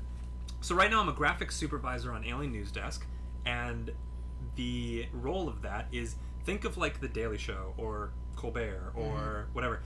All those images that pop up next to them as they're talking, we're generating that. So that's what the graphic supervisor is doing. All those images that pop up, all of the lower thirds chirons that pop up along the bottom, all the text that pops up over images, basically anything that's animated that isn't a character in the show. I am the head of that After Effects department doing post-comp on kind of final pass polish on In things. school, I went to Otis Digital Media. That was called motion graphics. Yeah, It's motion graphics. It's motion graphics. Absolutely. Which of all of the Adobe programs I know, After Effects is probably my weakest. But I have been overseeing and supervising the program long enough where I am intimately familiar with its limitations and where it excels, so I know how to formulate a good game plan. Yeah. But our department's very small. It's me and Chris, and we just hired a third gentleman named June, and our I guess co-owner Joel will come over, and he's more like a showrunner too at this point. But he'll come and ask for stuff, and I'll go, yeah, we can do that. And he's like, how quickly can we do that? Well, I'm still getting up to speed, but I think we can do that in 2 hours, whatever it is. But animation is my first thing, and then background painting, character design, layout design, that I'm all fine with, no problem, got you there. But when it comes to comping and bringing it in, and it's really knowing the depth of all the effects, how you can manipulate them to get what you want, what kind of plugins exist that you can use and manipulate, that I'm all like again, kind of a fake it till you make it. Yeah, I know After Effects. Absolutely, let's do it. Yeah. But the thing is I'm still confident in delivering. I know that I'm going in and I'm like, it'll get delivered and it'll look great. I'm that confident in what I've done so far to this point. I know I can get it for you. I think it's good to be that confident, because I think if you need you it. overwhelm your mind with a lot of fears and doubts, it actually starts to just like kind of go through your whole entire being. Yeah. And then it starts to show. The confidence kind of drowns it out a little bit, where you can just focus and go, I know I'm doing this, and I hope it comes out good, but all the doubts and the things that tell you can't, or, I don't know if I do that. Ooh, that's a gamble. It's like, nope, this will work. It'll all work out. For sure. Yeah, your attitude that you present really affects your actual state of mind. Absolutely. You can convince yourself. Absolutely. Absolutely. But the blessing of all of this, too, is getting to this production. Like I said, this is the last, part of my skill set that needed maybe a little polish or a little. So after this, I will feel like the most well-rounded in terms of directing, or as a producer planning a pipeline or a budget or a production schedule, knowing intimately all the departments and what their capacities and capabilities are. it's just going to help me in the long run. For sure, yeah. You're just going to transcend into just the ether. Yeah, exactly. Yeah, I become one with the show. I hope so, dude. If that's what it takes, and I can make a great show, cool. Yeah. Particleize me. Yeah, send me out into the ether. It's like smoke going up people's nostrils. I'm just in all of the brains of the whole production, just like a hive mind. It's like the end of the movie Her. How did you get this job? I got this job through. I had worked at the Bento Box Atlanta branch. Okay. And I know everyone who's working at that branch, to be honest. Radical Access, that company I worked at. Radical Access closed its doors, and everyone shifted to this Bento Box Atlanta branch. Yeah. So I knew a bunch of people there, and as I was doing job searches 2 months ago, I called up one of the producers at Bento Box in Atlanta, and I said, "Hey, I'm going to be in LA. Is there anybody I could talk to? Is there people you put me in touch with?" And Jason Stiff, one of the producers there, was like, "I know Joel. I could probably set up a meeting with Joel."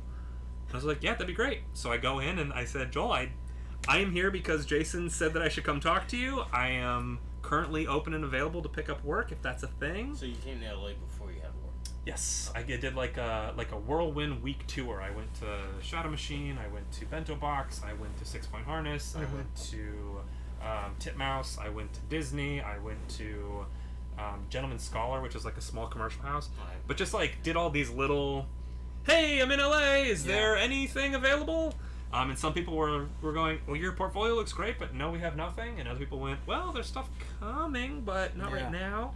And Bento Box was the one thing that went, "Well, do you know After Effects? Because if so, then yes, there's a job for you right now." Nice. And I went, "Yeah, sure." And here I am 2 months later. So you decided to move before you got a job. How did you make that decision? Very quickly. It was literally, I was interviewing the week before, and they go, "Can you start Monday?" And I think it was like Tuesday or Wednesday. Yeah. And I was like, "Yeah, totally, no problem." And then I get back on the plane, and I was like, "Hun, I need to pack up everything I own in 3 days and be back here in LA." Oh, okay, cool. And she was like, "What?" I was like, "I got a job." And again, I love my wife to death. She was like, "Absolutely, go do it. You're gonna be great. Aww. We'll figure it out." So I got home. I packed for 2 days everything I thought I needed, threw it in a suitcase, came down, and couch surfed for the first 2.5 weeks I was in LA. But again, that's the sacrifice, right? Like, what can you sacrifice to be here? I sacrificed that like honeymoon phase of my marriage. Like, get married every day, come home and be like, "Oh, wife, oh, I love you, oh, life is so great." And I'm like, bye that feeling, moving to LA. Yeah. Is she gonna join you somewhere along the line? That's the game plan. Yeah, the game plan is that we'll all kind of coalesce back together in LA, but there's technically still opportunity maybe in Portland for both of us, so we're not ruling that out 100%. Sure. Yeah. But yeah, the game plan is everyone to LA. For the startup was just, I'm accepting it. Let's go. I got 3 days to do it. Yeah. Cool. I think I need this. I think I need this. I think I need this. Well, I'm going. If I don't have it, I don't have it. Yeah. And it has been that since. Okay. Yeah. Mm-hmm. Cool. Nice, Cool. man. Well, I think Sabrina's looking at our questions from some Yeah, we are. Yeah, let's that are watching. bring it on. You want to do that? Yeah, let's Before do that. it gets too late, let's do do it. that. So how many do we have there, Sabrina? A couple? This is like a 2-part question. Do we have the Instagram one too? 2-part. Instagram I think has shut off because it's been an hour. No. But they, I've mentioned multiple times on Instagram Yeah. to come on Facebook or YouTube. You can go on live again. I if can you put it back want. on if you want. Do you want For the to? Q&A? Yeah. See if For anybody. questions. Just to why see not? if anybody If watches. any- Why yeah, not? but we got plenty on YouTube right now. Cool.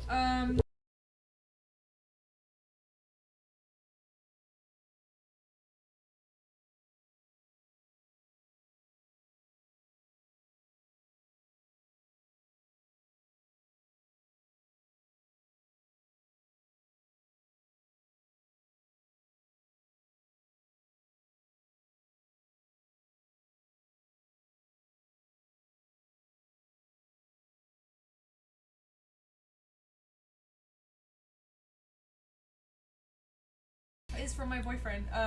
2-part question. Yes. His name is Richard. Richard. What was the hardest part of changing artistic styles so drastically from show to show?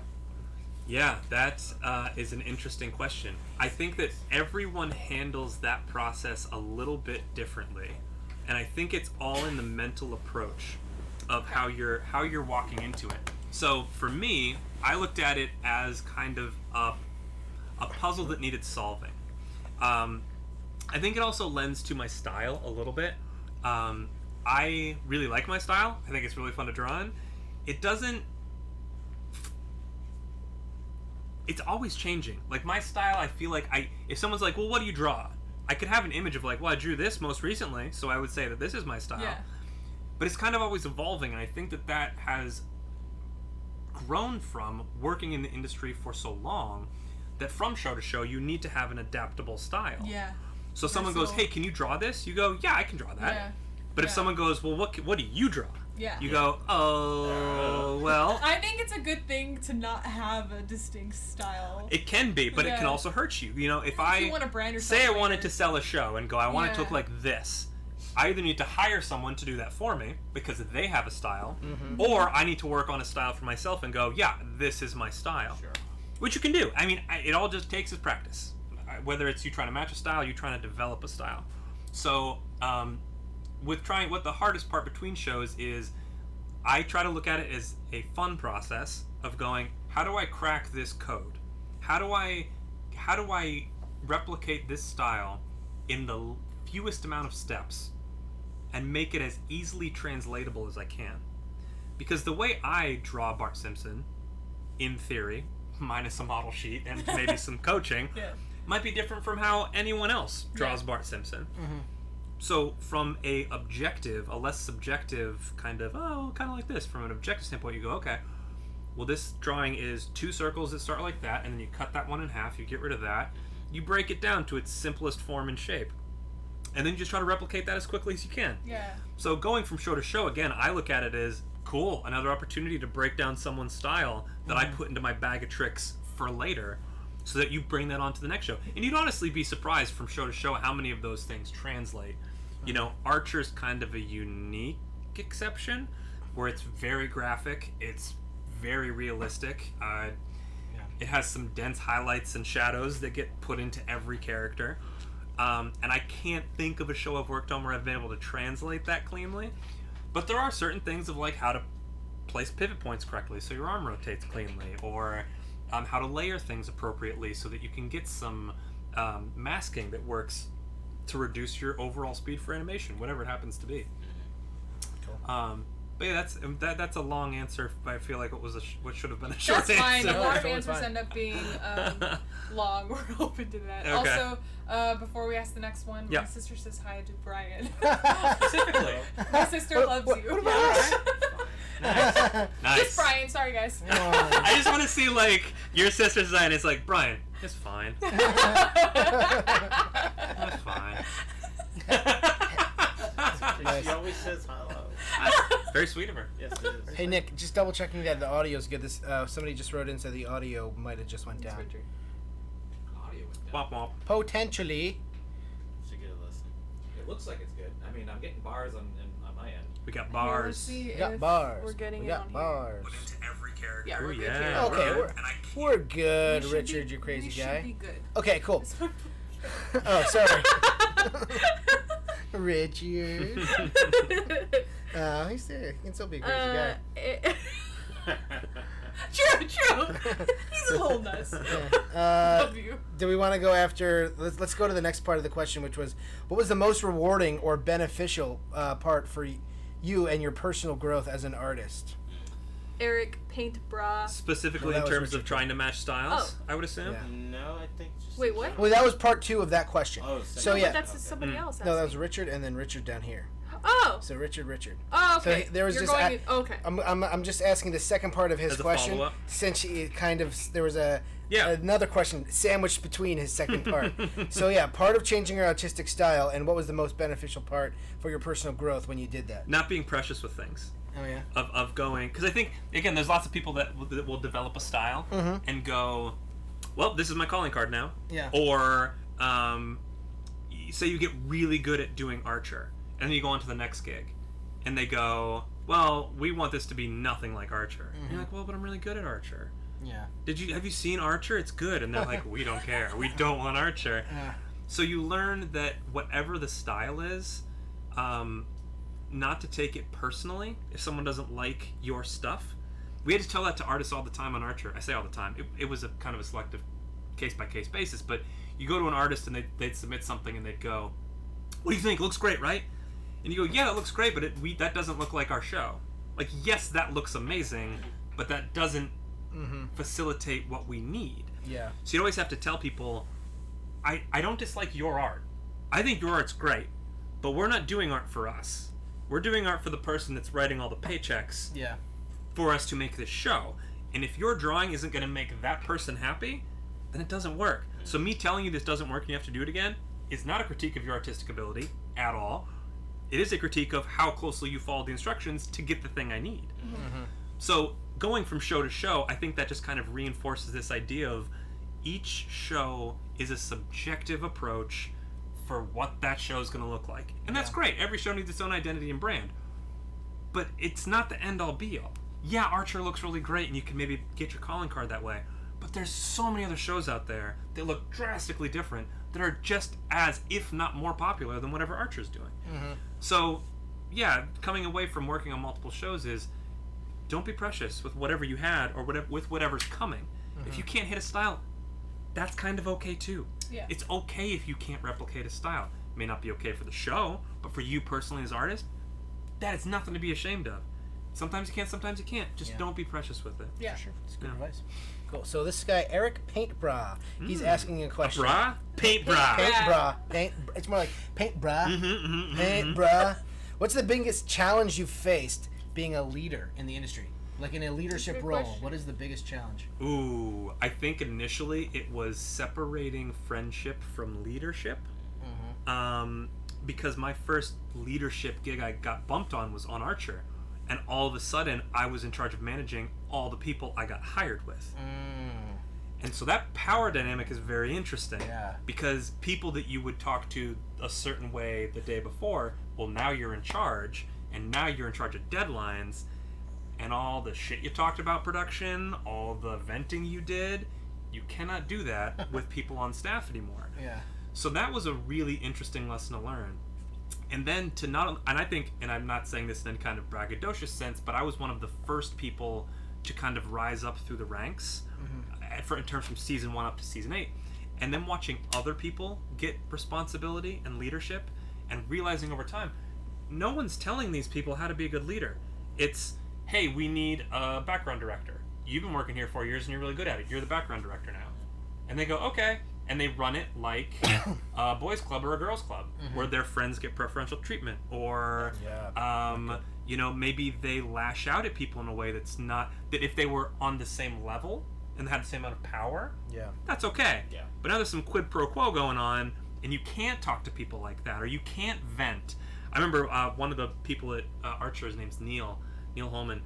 He was an art director on Archer for years and years and years. He pulled me into his office one day and he goes, "Hey man, are you happy here?" And I was like, "Yeah, why?" He goes, "Because there's a lot of people that say you're talking a lot of shit about the show here." And I was like, "What?" And he's like, "Yeah, we've had people come into the office and be like, I don't think Adam's happy here. He's talking a bunch of shit." Oh. I was like, "Really? Who?" And he named the people, and I was like, "These are people I'm going to lunch with," and being like, "Oh, this production is killing me. So-and-so's talking to so-and-so, that's delaying our schedule, yada yada." I didn't realize the weight that my words had with this new title, that it amplified whatever the negativity or positivity was. Because I just didn't have the awareness of, I was like, no, it's just Kelton and TJ, and it's just good friends. Like, we're just talking at lunch. And it's like, no, man, you have a title now, and with great power comes great responsibility. You can't just interact with people that way anymore. Which was a big wake-up call. I'm still friends with all those people, but when that shift happened, I had to kind of arm's reach some stuff, because you just, to be an effective leader, sometimes you need to distance yourself so that you can lead to the best of your ability and to the benefit of the whole. Yeah, sometimes being emotionally invested in things like too much can be harmful. And it's really hard to separate when you're like buddies with somebody, and the next day you're telling them what's right and wrong. Some people don't take super kindly to that. Yeah, for sure. That's kind of a hard bridge to gap, but that was one of the biggest lessons I learned. It's good that you weren't super like reactive, or like you didn't play like victim in that whole thing. Like you're like, I think okay, communication like, and accountability yeah. are the two biggest things in any production. If you Yeah. can communicate clearly and take responsibility for your actions, Yeah. there's nothing a production can't do. That's what a good leader is. Yep, I think So so. good job. Thanks. Thanks. Good advice. Cool. So before I get to the next question, I just Sure. want to say Lindsay Garber, who we've had in the podcast in the missed past, this person, she too. said, I'm going to go up to them in a Okay. second. She just said, yo, what's up? And everything's looking and sounding great. So, Oh, good. Thanks, Lindsay. Positive feedback. Okay, so next up we have Carl Oates. Carl Oates has a little bit of a little thing to tell you. He says, Ooh. I'm actually moving to Atlanta tomorrow. For what? For an internship, LOL, was the next part. Ooh. How's the industry there? And that's his first question. He has a Yep. second one after that. Just in general, how's the industry there? We kind of touched upon that already, but if you want to go a little more into I it, will. you can. I will gush for a second and say Yeah. I love it. Yeah. I love it to death. It is up and coming. Like Atlanta right now has a buzz of an industry that just realized it has an industry. Like the animation has been happening there for years, For decades. but almost. all of a sudden in like the last like 3 to 5 years, everyone's kind of like, oh, we do animation here now, and so everyone's really excited. There's a really good scene there because it's still a smaller, like, growing scene. People are very welcoming. They're very inclusive. I think you will find a really good sense of family within the city. That's one of the things I missed the most about Atlanta was it was like a giant animation family. It Out didn't here, matter what yeah. studio you were at. You just had this sense of community. Yeah. Out here, everybody feels lonely. Yeah, kind of Yeah. isolated, which I There's- get. I mean, I think studio to studio, you can feel like a family depending on like how long you're there, and then if there's repeat faces and whatnot, it's like seeing an old friend kind Yeah. of thing. But yeah, it's not. I guess the camaraderie might be a little different in a town like Atlanta. Yeah. You know, than Well, hey, LA. I would say reach out on Instagram or through Twitter, and if you tell me where you're working, I could maybe tell you people that I know there, potentially. But I love Atlanta. I give it 2 thumbs and 1 Guinness. He's giving Way up. consent for you Yeah. to reach out to him. Yeah, reach out to him. Instagram. Carl Oates, reach out to him. Instagram, at Adam Toews Art, and Twitter is at Adam Toews. Cool. And Toews is spelled Toews, like a crazy person. A crazy It's on person. screen. They can see it. Yeah. Okay. Ta-da! Great, cool. Right there. Feel free to reach out, and good luck in Atlanta. I miss everyone there. It's a really good scene. Cool. Yep. So good luck, Carl Oates. Carl Oates actually has a second follow-up question. Follow-up question. He's asking, do you think social media, specifically Twitter and Instagram, is better than having a website? That's a great question. Yeah, that's hard. He has both. I think your website's really good. Thank you. I didn't have a website for damn near 10 years after I graduated college, which was just a luck habit of I didn't need one. Yeah. I was just bouncing Yeah. from job to job, so I never had to make one. I mean, My website's been Tumblr. Yeah, so I think the answer is they are both equally important, but for different reasons. You need a website for professional submissions. I'm only saying that because I know directors and producers that go, if they don't have a website, I don't look at it. Oh, that's interesting. I don't care how The crazy their portfolio. Tumblr is. I don't care how whatever. I need to know that they can present themselves in a professional manner with a website. Now, I don't personally agree with that, Yeah, I've never heard that. but I know that there are people that care about that. Okay.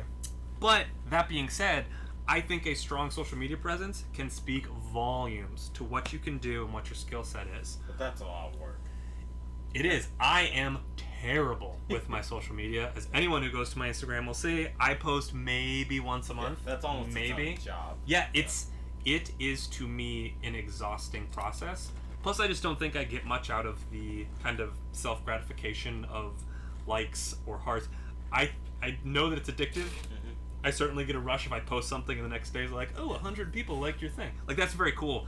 But I'd much rather focus on my professional drive, writing new stories, creating up outlines, creating pitch packages. That's kind of where I focus a lot of my attention. I know it's to my detriment, though.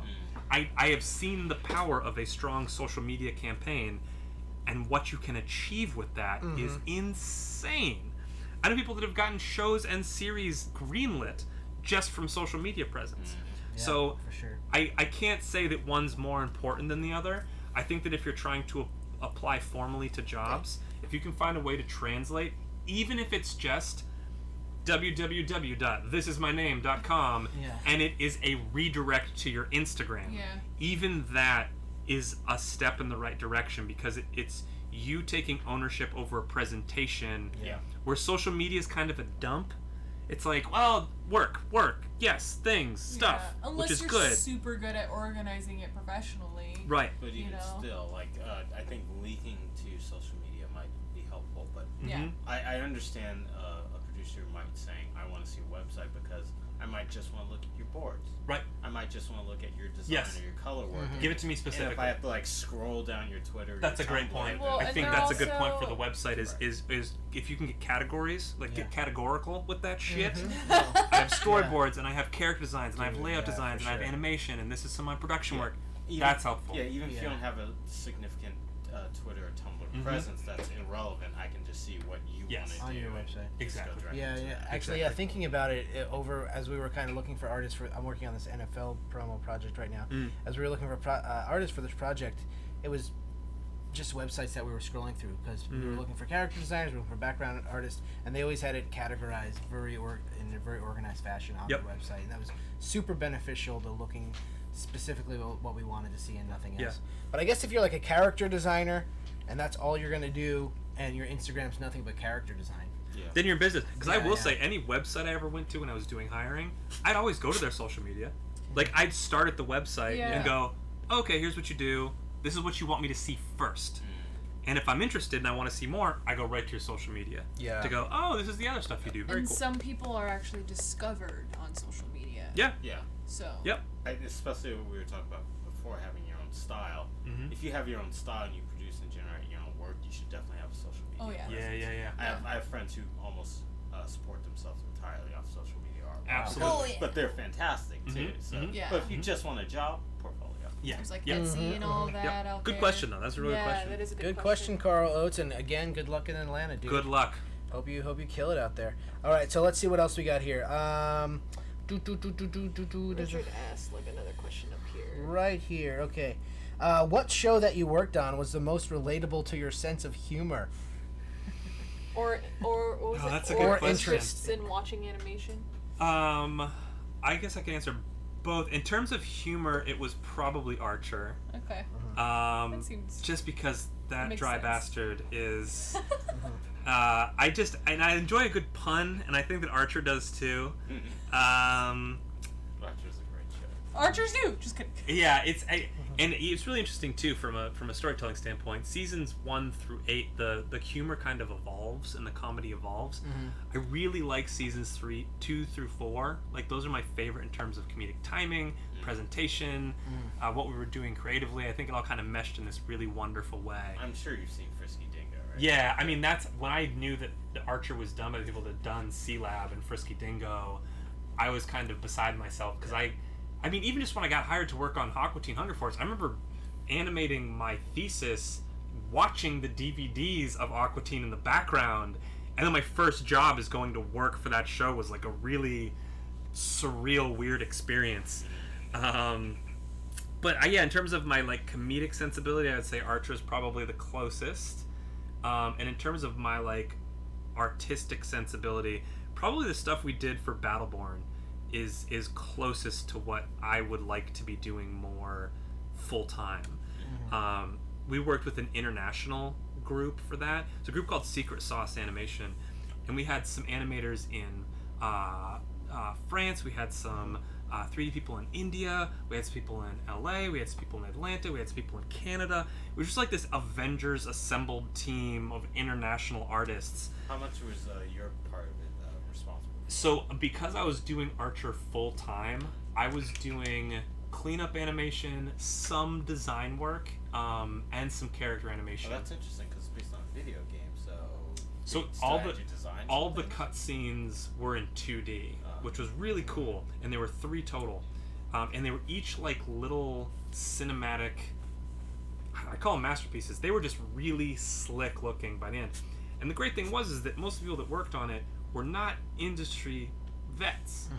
It was just people that were really good, like people that had a strong social media presence. Sanford Green, the comic artist, is the one who kind of got this collective together. So he was kind of producing it all and just had all of these contacts he had gotten through social media to go, hey, I need to do this thing. You look like you're a good art director, and you look like you're a good producer, and he just collected all these people, and we made this thing after work in our free time. Nice. And it's slick. Very nice. Where can people watch it? If you just go to YouTube, if you type Battleborn cutscenes or Battleborn cinematics, you'll see them, and they are, like I said, they are quite slick. Cool. Let's see. We got a couple more questions here. I know we're coming up on. Do you know the time, Nick? Not that it really matters too much. It's almost 2 hours already. Oh damn, man. Nice. Damn. So I think right now we'll put a cap on questions. Let's see. We got no, like okay. After Lindsay's last question, I think we're good. She gets a second question. Oh, she gets a second question. Yeah. I mean, Richard already had like a few. All right. So Let's see. after hers. So guys, we're gonna be capping off questions because we got a life after this. Oh, do we though? Nah. I do, at least. I have freelance after this. Oh, okay, then yes, you do have a life. I have a mattress and a TV screen to go back to. And Ooh. 6 more pints of Guinness. Exactly!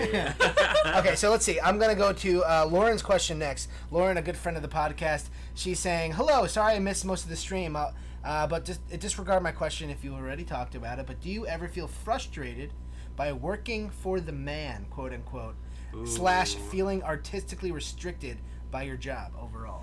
That is a good question. Yeah, we did talk about it a little bit. I think it comes down to the artist, and I think you have to be really honest with yourself as you're working, because everyone hits, I say everyone, most people hit that moment of like, I can't do this anymore, I've been doing the same thing over and over, or I don't want the style, the timing, the production, the pipeline, whatever it is, you just get kind of burnt out. Yeah. I could not speak more highly to having an alternative outlet for that. For me in Atlanta, it was the street art, it was the mural stuff. That was my outlet when I wasn't at work. Yeah. It allowed me to be creative in a way that didn't involve computers at all. And I could step out into the sunlight, into the daylight, and express myself creatively with a whole different medium. Some people, their outlet is just go back home and do a webcomic, or work on a short film, or I really love watching now those like collaborative fan reimaginings of things. Like Shrek Retold? Yeah, exactly. Or like an episode of Dragon Ball Z where everyone takes like a little chunk and they animate in their own style. Did you see the Dover Boys one? Yes, yeah. That was nice. I follow them on Twitter. But and I'm the Bart Kira one. I'm super excited for. So like finding another outlet that keeps you from blowing your brains out at work. Please find it and stick to it, whatever it is. Maybe it's just going to the gym every day. It doesn't matter. Find something that lets you reset. But yes, everyone does and will experience some form of frustration, some form of disgruntled, we're not doing the things I want to do, or another season of this. Yeah. It happens. I think back to Miyazaki specifically. I think it was in the documentary about his studio when he first started up. One of the first things he did was he slapped a piece of paper on the wall that, again paraphrasing, said, if you're unhappy here, please quit. Like, if you don't want to be here, that means you are not creatively invested in what we're trying to do. So do yourself and do the studio a favor by going to find something that creatively fulfills you. Yeah. There's plenty of people that want to work here. We'll bring them in, and we want that creativity put into the show. So, but that's a thing everyone has to balance, right? Because everyone's got bills to pay, everyone's got loans, everyone's got stuff. Yeah. If you find yourself in a situation where you can financially do it, I recommend stepping away. Stepping away. Just step away. I think she's the when she was a guest on our last episode, she said I loved what she said because Lauren? Yeah, she actually does like kickboxing on the side, and I was like, oh, I do dance, so I completely get it. You said go to the gym, like it's find an outlet. Find physical something. stuff helps because if you're sitting all day long, that helps. Try to get outside. Try to get physical activity, and try to find another creative outlet to express yourself. Yeah. Yep.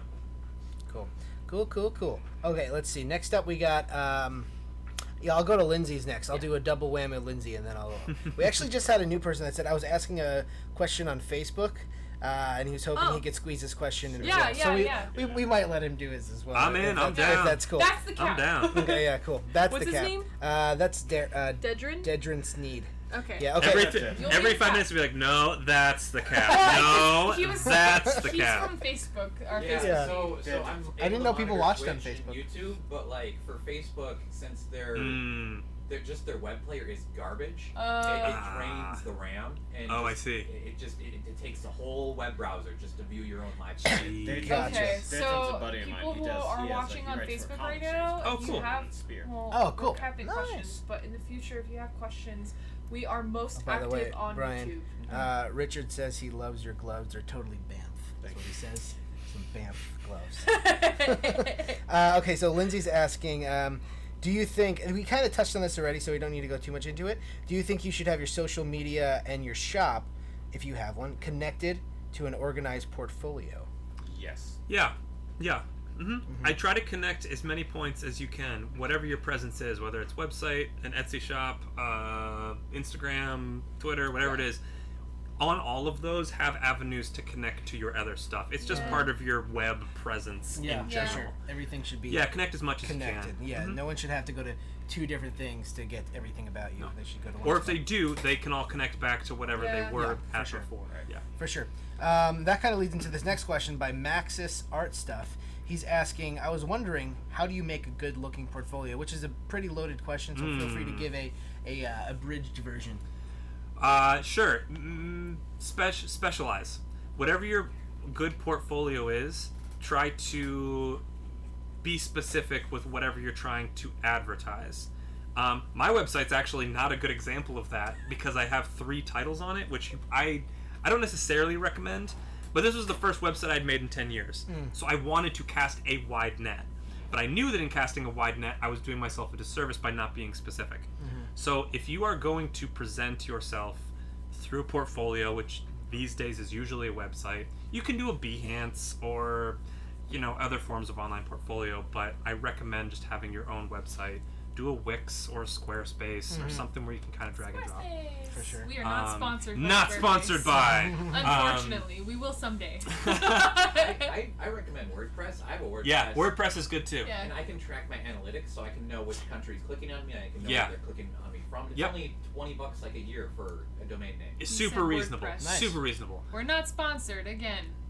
Yes. But if Yes. you want to sponsor us, So when it comes to Yeah. making a portfolio, try to be as specific as you can. Know what you're shooting for. So if you want to be a character designer, build your portfolio around character designs. Yeah. Yes, it's good to put in things like figure drawing, or if you have a good layout that you want to toss in. Definitely for characters, yeah. Yeah. It's good for characters. variety, it has but to be. It has to support. that exactly. voice. Yeah. Know what you're shooting for, and if you don't, ask someone. Yeah. Go online. Endure the harassment of Reddit, but try to find a solution through whatever means you can of going, hey, I'm building a portfolio for, I really want to do comic books. Yeah, and if you can't decide between character design or like background design or whatever, or storyboarding, make separate portfolios for each. For each one, yeah. Yeah. And then your website can have designer, and then have character design, background design, prop design, layout design, Yeah. whatever it is. Try to be specific with your presentation. For sure. Cool. All right. So next question, kind of diving into your personal life a little bit. Uh-oh. Kind of, not really. Into Do you have your any ass personal to stuff say. in the works Yes. that you would like to finish the question? That It's you would not like to that become a personal. show or a movie or a This is short? not for- I do, yeah.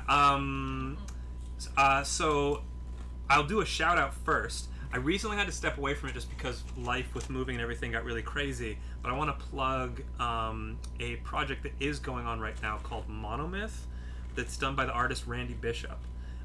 He is trying to get a pitch out there. I was helping produce it, and he's a phenomenal artist. He has a really cool, bold, original story where, and I apologize, Randy, if this ever comes back to you.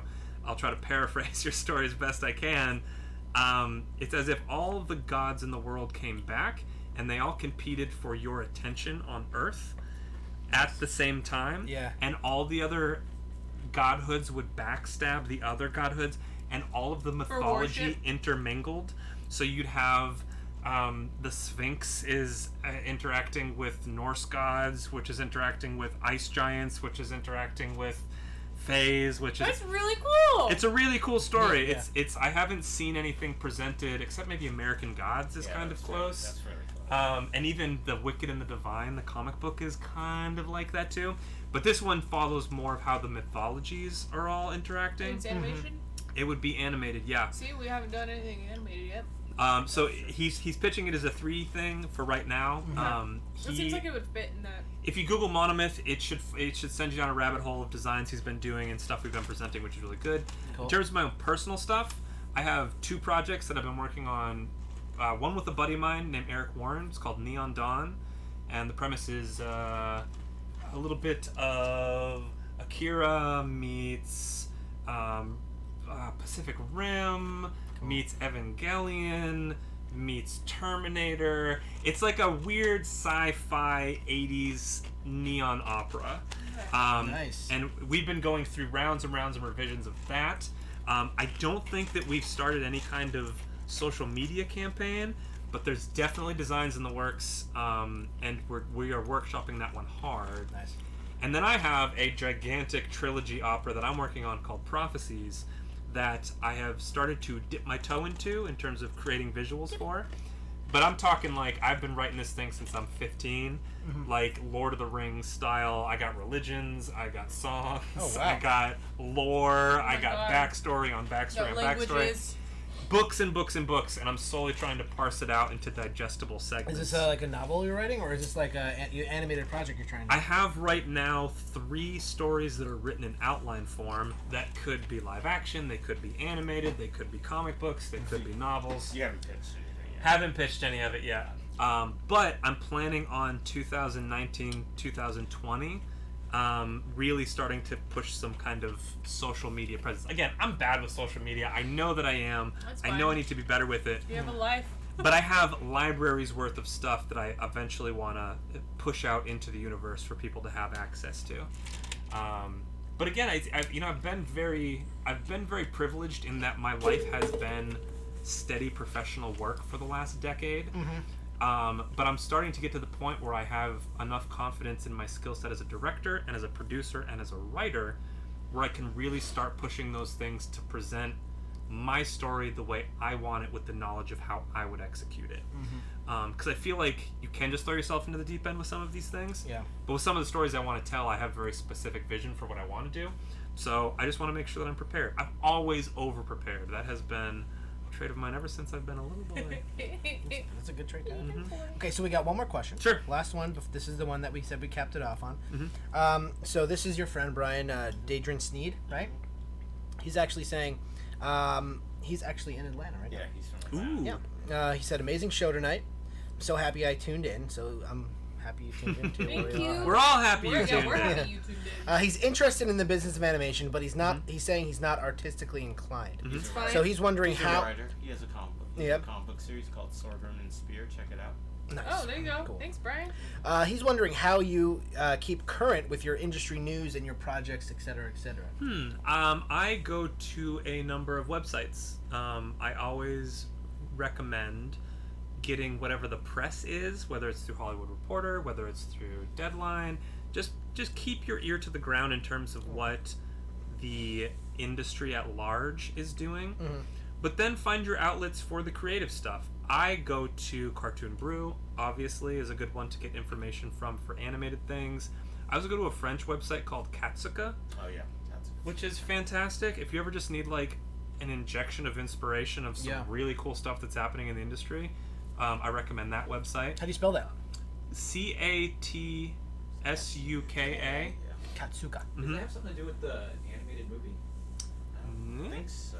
I don't think so either. It usually has a collection of short animations attached to like recent graduates and other professionals. That Yeah, do I found my way there through the Goblin's school stuff that was happening, and that kind of rabbit holed me back to this website. It's like a Cartoon Brew in that you'll find like Short of the Day or Artist Spotlight. There was a really good one for a while called Awesome Robo, but I think that was done by one person who was just doing it in their free time. It was really good, but I just think he had the support or funds to continue it. Yeah. But try to just tap into as many little veins as you can. I think if I'm not mistaken, our guild, the Animation Guild, has a what is it, like an annual or whatever, the magazine? Keyframe. It's called Keyframe. I think it is open to the public to purchase. Animation magazine. Yeah. You know, there's That too. Yeah. There's always subscriptions for like news, like you know, we were actually featured in the first this podcast was featured in the very first Keyframe magazine. Awesome. Yeah. Awesome. So, well, because we work with Jeanette right now. She's in charge, and she, like, I think her, and then, like, the guild itself, too, we all they went to each show or each, like, studio, and they asked for, like, what should we put in this magazine? So you're literally getting, like, source information from each studio all in, like, one magazine. Yeah. So... it sounds stupid to say, but like, just Google animation news. You know, that'll probably point you in the right direction, or at least point you to some websites. But those we've just talked about are some good ones to kind of use as a base. Yeah, for sure. You know, and then Twitter, like troll people's Twitter or their Instagram. That's they a love great idea. being followed. Yeah, not only do they love being followed, I have found a new trend with lots of directors and producers. They will bypass the website and they'll just go right. They'll announce job openings on Twitter through their personal thing. So if you have directors you like, or producers you like, or studios you like, find their social media, stalk them daily. There's also Animation Jobs on Twitter, @AnimationJobs, which just posts daily, every day, animated jobs constantly. I follow them. They have an email list that they put out to. I reached out to them a couple times to be like, hey, I'm looking for this job. Do you have that? And they're like, yes. They responded like instantaneously. So, so use social media as a tool for certain. For sure. Cool. I think that wraps up the questions, guys. Thanks so much for all the questions for the people that are actually watching. If you're watching this later and you have any questions for Adam, just reach out. Reach out. Yeah, he's giving consent. I'm either busy or I'm not, and I'll respond accordingly. Cool. And then where can they reach you at again? They can find me on Instagram at Adam Toews Art. They can find me on Twitter. I got my name, so it's just at Adam Toews. Or through my website. I have a contact page, and my website is www.adamtoews.art. Nice. Good branding. Nice. So, Adam, overall, before we say goodbye to everybody, is there any one quick way to sum up your best advice for somebody looking to get into the industry? Because a lot of young up and coming artists watch this, like people in high school and just entering college.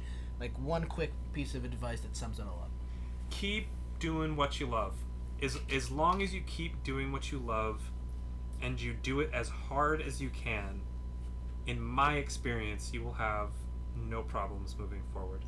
Obviously, you'll hit roadblocks. Obviously, you hit difficulties. Yep. But if you love what you do, there is nothing that will stop you from moving forward and creating it and manifesting it into reality.